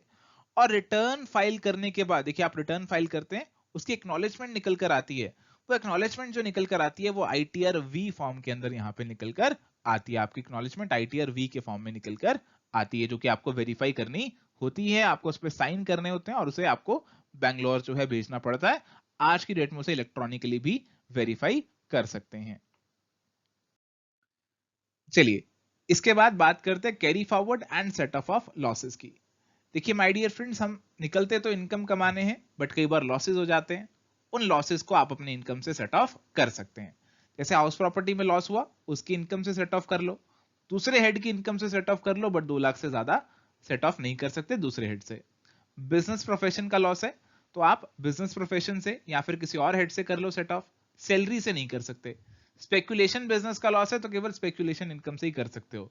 Short term capital gain loss है आपका, तो short term capital gain, long term capital gain दोनों से सेट ऑफ कर सकते हो, but long term capital loss को केवल लॉन्ग टर्म कैपिटल गेन से ही सेट ऑफ कर सकते हो। हॉर्स रेसिस की मेंटेनेंस की एक्टिविटी का आपका लॉस है तो केवल उसी एक्टिविटी से ही उसे आप सेट ऑफ कर सकते हो। अगर आप लॉस को पूरी तरीके से सेट ऑफ नहीं कर पाए तो आप उसे अगले साल कैरी फॉरवर्ड कर लोगे और उसी हेड की इनकम से सेट ऑफ कर लोगे। तो जैसे माय डियर फ्रेंड्स, अगर आपका हाउस प्रॉपर्टी का लॉस है तो आप उसे अगले 8 सालों में हाउस प्रॉपर्टी की इनकम से सेट ऑफ कर सकते हो। ऐसे ही बिजनेस प्रोफेशन के केस में, स्पेकुलेशन के केस में केवल 4 साल तक कर सकते हो। शॉर्ट टर्म कैपिटल लॉस है अगर आपका, तो 8 सालों तक शॉर्ट टर्म कैपिटल गेन या लॉन्ग टर्म कैपिटल गेन से कर सकते हो। लॉन्ग टर्म कैपिटल लॉस को 8 साल तक लॉन्ग टर्म कैपिटल गेन से कर सकते हो। तो ये प्रोविजन यहां पे आपके लिए बनाए गए हैं। अनअब्सॉर्ब्ड डेप्रिसिएशन है अगर आपकी, तो उसे आप इनडेफिनेटली कैरी फॉरवर्ड कर सकते हो, किसी भी हेड से सेट ऑफ कर सकते हो एक्सेप्ट सैलरी। चलिए तो आगे बात करते हैं TDS की, टैक्स डिडक्टेड एट सोर्स। तो जैसा आपको पहले बताया था कि अगर आप कोई पेमेंट कर रहे हैं अपने बिजनेस से जुड़ी हुई, तो आपको उस पर TDS भी काटना है, तभी आपको वो खर्चा अलाउ होगा। तो जैसे इंप्लॉइज को पेमेंट कर रहे हैं तो उस पर TDS काटेंगे as per their slab rate. अगर इंटरेस्ट दे रहे हैं सिक्योरिटी पे या फिर बैंक कोई और इंटरेस्ट की पेमेंट कर रहा है तो फिर TDS काटना है। अब यहाँ पे हमें कुछ कट ऑफ अमाउंट दे रखे हैं, यानी कि किस अमाउंट से ऊपर TDS काटना है, और रेट ऑफ TDS यहाँ पे हमें दे रखे हैं। तो इनको सिंपली माय डियर फ्रेंड्स आपने याद करना है कि कब आपका TDS हमें काटना है, कितनी कट ऑफ अमाउंट से ऊपर की पेमेंट हो तो TDS कटेगा, और क्या रेट ऑफ TDS यहाँ पे रहने वाला है। जैसे 194C के अंदर अगर आप कॉन्ट्रैक्टर को पेमेंट कर रहे हैं और अगर सिंगल ट्रांजेक्शन 30,000 तक है तो TDS नहीं काटना। पूरे साल में 1 लाख तक ट्रांजैक्शन है तो TDS नहीं काटना। अगर ज्यादा है तो TDS कटेगा। किस रेट पे कटेगा? अगर इंडिविजुअल HUF को पेमेंट कर रहे हो तो 1% पे कटेगा, किसी और को पेमेंट कर रहे हो तो 2% पे कटेगा। फर्म या कंपनी के केस में 2% पे कटेगा। ऐसे ही इंश्योरेंस कमीशन के केस में। और इसके बाद नॉन रेजिडेंट स्पोर्ट्समैन को पेमेंट कर रहे हो फिर TDS कटेगा। कमीशन है आपका उस पर कटेगा। रेंट है आपका, रेंट की पेमेंट कर रहे हो 2,40,000 रुपए से ज्यादा तो भी कटेगा। प्लांट एंड मशीनरी पे 2% है, लैंड और बिल्डिंग पे 10% है। इसके अलावा आपकी कोई इमूवेबल प्रॉपर्टी ट्रांसफर करी है आपने, उसके ऊपर भी अगर 50 लाख से ज्यादा का अमाउंट आपको मिला 1% TDS कटेगा। आप रेंट पे कर रहे हैं 50,000 रुपए महीने से ज्यादा, 5% TDS आपको काटना है। डायरेक्टर को कोई प्रोफेशनल फीस मिली, टेक्निकल फीस मिली, या फिर आपको मान लीजिए कोई प्रोफेशनल कैपेसिटी में कुछ फीस मिल रही है तो 30,000 से ऊपर की पेमेंट है तो 10% TDS कटेगा। इसके अलावा आप बैंक से कैश विड्रॉल भी कर लेते हैं 1 करोड़ से रुपए से ज्यादा का तो बैंक भी 2% TDS काटेगा। नॉन रेजिडेंट अगर कोई टैक्स पेयर है, नॉन रेजिडेंट अगर कोई पर्सन है, आपको उसका भी TDS काटना है। उसको कोई पेमेंट कर रहे हैं उसका भी TDS काटना है as per the rate in force. और अगर सामने वाला पैन फर्निश नहीं करता तो उसका रेट जो है यहाँ पे 20% हो जाता है। 20% TDS कटता है अगर सामने वाले ने अपना पैन नंबर नहीं दिया। चलिए यहाँ पे हमारे TDS फॉर्म्स और ड्यू डेट है। देखिए आपको TDS की रिटर्न भरनी है तो कौन से फॉर्म में आपको भरनी है, सैलरी है, अदर देन सैलरी है, नॉन रेजिडेंट है, TCS है, ये सब चीजें आपके लिए यहाँ पे लिखी हैं। और उनकी ड्यू डेट भी आपके लिए यहाँ पे लिख दी है। जो भी आपने टीडीएस काटा उसे अगले महीने की 7 तारीख तक आपको जमा करवाना होता है। मार्च का टीडीएस आप 30 अप्रैल तक जमा करवा देते हैं। टीडीएस का जो चालान है वो होता है 281, और जो आपने टीडीएस काटा उसका आप सर्टिफिकेट भी देते हैं। जैसे आप अपने एम्प्लॉय को सैलरी के लिए फॉर्म 16 देते हैं, फॉर्म 16A, B, C, ये भी हमारे पास फॉर्म्स अवेलेबल हैं डिफरेंट केसेस के लिए, तो ये भी आप एक बार देख सकते हैं। चलिए, इसके बाद है assessment under the income tax law. तो पहली तो है सेल्फ असेसमेंट। देखिए, हम अपनी इनकम खुद कंप्यूट करते हैं, टैक्स लायबिलिटी खुद निकालते हैं और अपने रिटर्न खुद से जमा करवाते हैं। This is self assessment. अगर मान लीजिए हमारा इनकम टैक्स ऑफिसर जो है हमारी असेसमेंट से सेटिस्फाई नहीं है, तो वो हमारी स्क्रूटिनी भी कर सकता है। उसे बोलेंगे स्क्रूटिनी या फिर रेगुलर असेसमेंट। उसके अंदर हमारी पूरी डिटेल में वो चेकिंग करेगा इनकम की, बुक्स की। अगर मान लीजिए उसे हमारी रिटर्न पसंद नहीं आ रही, हम उसे डॉक्यूमेंट्स दिखा रहे हैं, बुक्स दिखा रहे हैं, उनसे वो सहमत नहीं है, या फिर हम उसे दिखाई नहीं रहे कुछ, तो वो अपनी बेस्ट जजमेंट के हिसाब से हमारी असेसमेंट कर देगा सेक्शन 144 के अंदर। अगर हमारी कोई इनकम छूट गई, उसकी असेसमेंट नहीं हुई, तो उसे भी असेसिंग ऑफिसर उस पे भी टैक्स लगा सकता है। सेक्शन 147 के अंदर उसकी असेसमेंट कर सकता है। और रेड के केस में सेक्शन 153 के अंदर असेसमेंट होती है, और उसके अंदर रेड से पिछले 6 सालों की दोबारा से असेसमेंट जो है की जाती है। चलिए, इसके बाद हमारे पास है कॉर्पोरेट टैक्स प्लानिंग, जिसके अंदर मेनली हमारे पास 3 कंसेप्ट है जिनके बारे में आपको पता होना चाहिए। पहला है टैक्स प्लानिंग। देखिए, टैक्स प्लानिंग का मतलब है कि आप अपने टैक्स को ऐसे प्लान करें कि आपकी टैक्स लायबिलिटी कम हो जाए। आप जो भी रिडक्शन, एग्जम्पशन, अलाउंसेस का बेनिफिट ले सकते हैं, उनका पूरा बेनिफिट उठाएं। टैक्स इवेशन का मतलब है कि आप गलत तरीके से, इलीगल तरीके से अपना टैक्स बचा लें। आप अपनी इनकम जानबूझ के काम शो कर दें। आपने इन्वेस्टमेंट नहीं की, फिर भी आप उसे अपनी रिडक्शन में क्लेम कर लें। तो अगर आप ऐसा कुछ गलत कर रहे हैं तो वो इवेजन होगा।